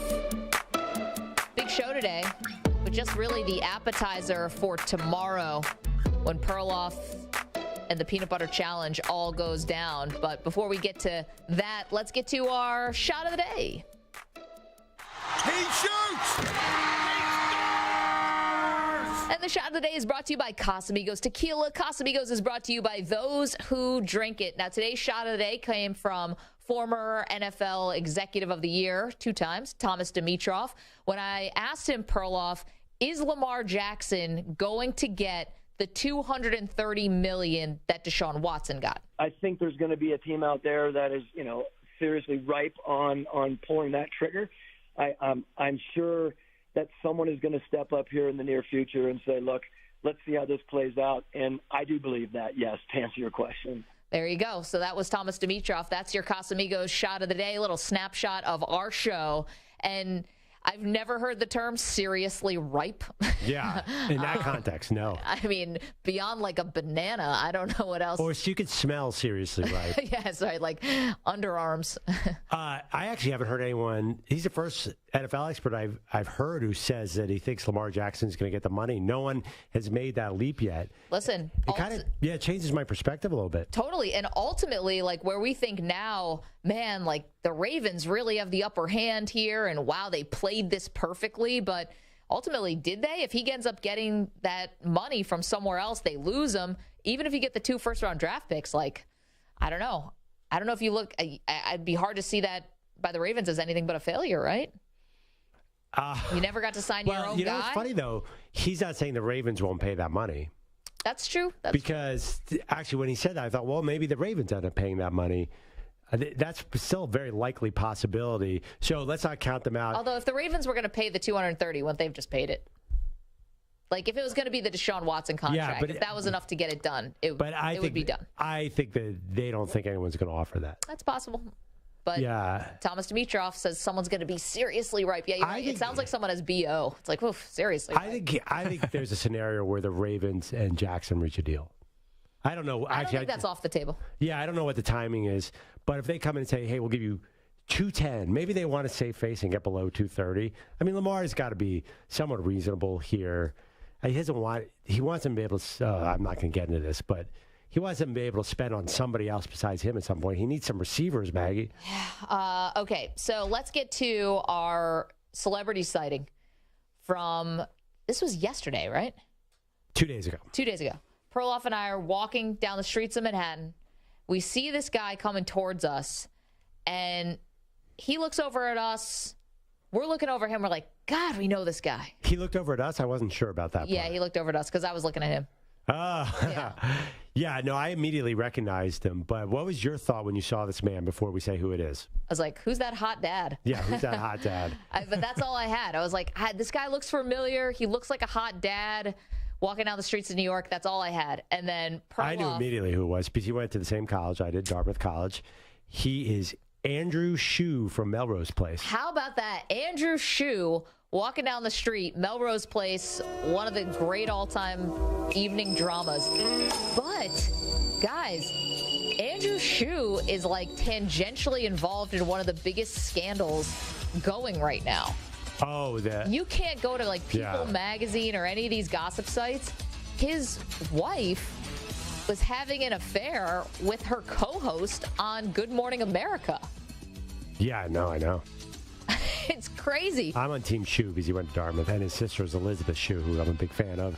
So I'm not a fan of Elizabeth Shue. I'm Adventures of Babysitting. What's her name? It is Amy Robach. Yeah. Yeah. I would never.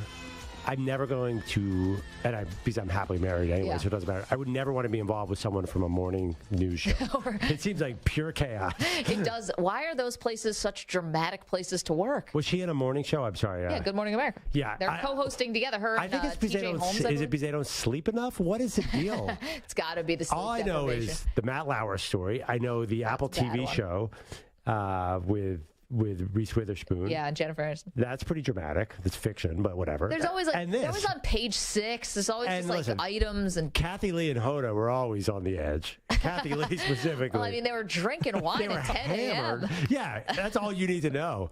And that was really wine in those cups. Have you, I think. You've been in this broadcast TV game. Would you ever want to do that kind of show?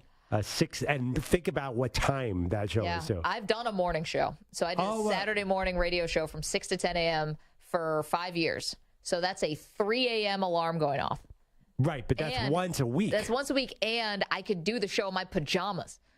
Like, I didn't have to be the full hair and makeup. Like, all these women have to spend an hour getting ready just to be presentable on camera, too. And at least you were talking about sports. Imagine being on one of these general interest shows and trying to feign interest on whatever crap they're talking about. No, it's like, it's impossible. One segment, you're doing, like, war in Ukraine. The second segment, you're cooking, Taco Tuesday. Like, it's just too much of a swing. Wait, wasn't there also, what's the show? Who's the host of Today's Show now? I don't know her name. My wife follows her. No. It's what's her face? She's very impressive. No, she was a legit Washington person. Is it Hoda Copy? Hoda Copy. Yeah. No. The woman next to her. I can't remember her name. Yeah. Savannah Guthrie. Savannah Guthrie. Yes. Yeah, but she was involved in something, right? Not her personally, but she was around. Matt Lauer. Matt Lauer. Oh gosh. Yeah, he might be making a comeback. By the way, see that? Anyway. Of course. Yeah. In this country, who won't? Yeah. So Andrew Shue. Buzzer under his desk that locked the door. What's going on with these people? Andrew Shue looked like a cool guy, though. I wish I had said something to him.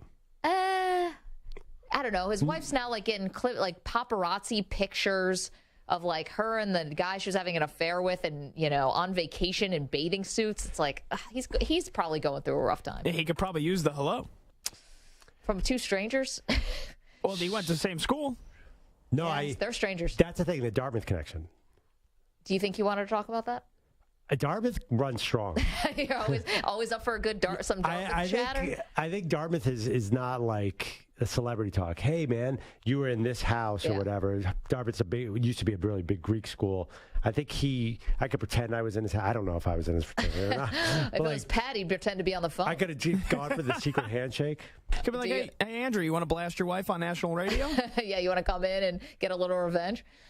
That's a good idea. Just blow torch how terrible of a person she is? Dowdy, take us up on that one. So he was a legend in Dartmouth. For years, people talked about him, not because of him. He's an actor, a child actor, too. He was an actor. His sister was the biggest. She was the late 80s. She's in Cocktail. Dream girl. She was in Adventures in Babysitting. One of my all-time favorites. Millions of guys had a crush on her. So Elizabeth visited Dartmouth in 1992 or something, and it was the most famous visit of all time. People were like, yeah, Elizabeth Shue was here. And then, of course, she was in Leaving Las Vegas. I think she might have got an Oscar for that, or nominated. Anyway, Andrew Shue. Andrew Shue, we saw him on the street. That was fun. I enjoyed that. It was fun. So not that conversation. I enjoyed seeing Andrew Shue. Next time, Maggie, I'm saying something to him. Well, the last time we saw a celebrity, I saw DJ LeMahieu of the Yankees, and I blew it. Remember that? No, you said something. I know. You said, hi, DJ. Yeah. Hey, DJ. And he was like, hey. He's like, I didn't say everybody here, all the obsessed Yankees fans were really into this. Hey, what'd you say to him? Yeah, nothing. I blanked because I couldn't say great season. He was hurt for most of it. And I couldn't say, well, I guess there's other things I could have said. Good luck. Heal up. I can't believe you recognize him. He's also the driest person ever. So, I mean, what was he going to give you? I don't know. But I saw Jameson Taillon. Another person. A delight. Another person I would not recognize if he walked in right now. When you watch 162 Yankee games a year, you'll recognize these people. You feel like you're their family. Okay, tomorrow, very, very important. Perloff is going to attempt to eat 16 ounces of peanut butter. Before we leave here, we have to determine the time limit that you have. Originally, there was no time limit. Where did the time limit start? The time limit started when the Casey Webb? The higher-ups got involved, and then we got a little time to take a deep breath and really think about this thing. And we thought, man, 3 hours, that's way too much time. No, it's because Casey Webb said, so can you do it in 15 minutes? Yeah, he said 15 minutes. That's like a real Kobayashi, Joey Chestnut level eating challenge. That's not necessarily what I was thinking of. Yeah. But do you think I could do it in a half hour? I'm gonna actually go to your discretion on this. Amazing. I have so much faith in you. Mm-hmm. I think that this peanut butter doesn't even know what's coming. See, it's not going to know what hit it. This started because if I'm watching college basketball on a Saturday and I have a jar of peanut butter on me and I have a spoon, I will start eating it and I'm relaxed and all of a sudden it's halfway gone before I know it. Yeah. That is my idea of this challenge, not rushing through it. I want to leisurely enjoy the peanut butter. I don't know if the committee will allow that. Fair. I don't know if we can allow you to leisurely enjoy that. I think you're going to have to, we got to up the stakes a little bit. But it's not a speed eating contest because that's lame. I think with a half an hour, I think you're going to be comfortable. Okay. Don't forget, you also have to coherently host a radio show. Get out of here. Do you? I know, that's always been you've never worried about that aspect of it. Yeah. That is not a problem. In fact, on the peanut butter high, I might be more interesting. So do you want a half an hour or do you want an hour? I could do a half an hour. Half an hour. So we have NFL draft expert Lance Earline in hour 1 tomorrow. Yeah. And I really want to hear what Lance has to say with no peanut butter. Let's do it hour 2 tomorrow. Okay, so that's going to be 4 o'clock Eastern time. Perloff takes on the peanut butter. Wait, it's going to be 4 or 4 or 5? I mean, we're not just going to immediately start eating it. Oh, boy, this is going to be a Tune in to long find day. out. Thank you, Stu Kovacs. Thank you to Pat Boyle, Thomas Dimitroff, the Weedos, the Purple Drinkers, the callers, the texters, the chatters. We'll see you.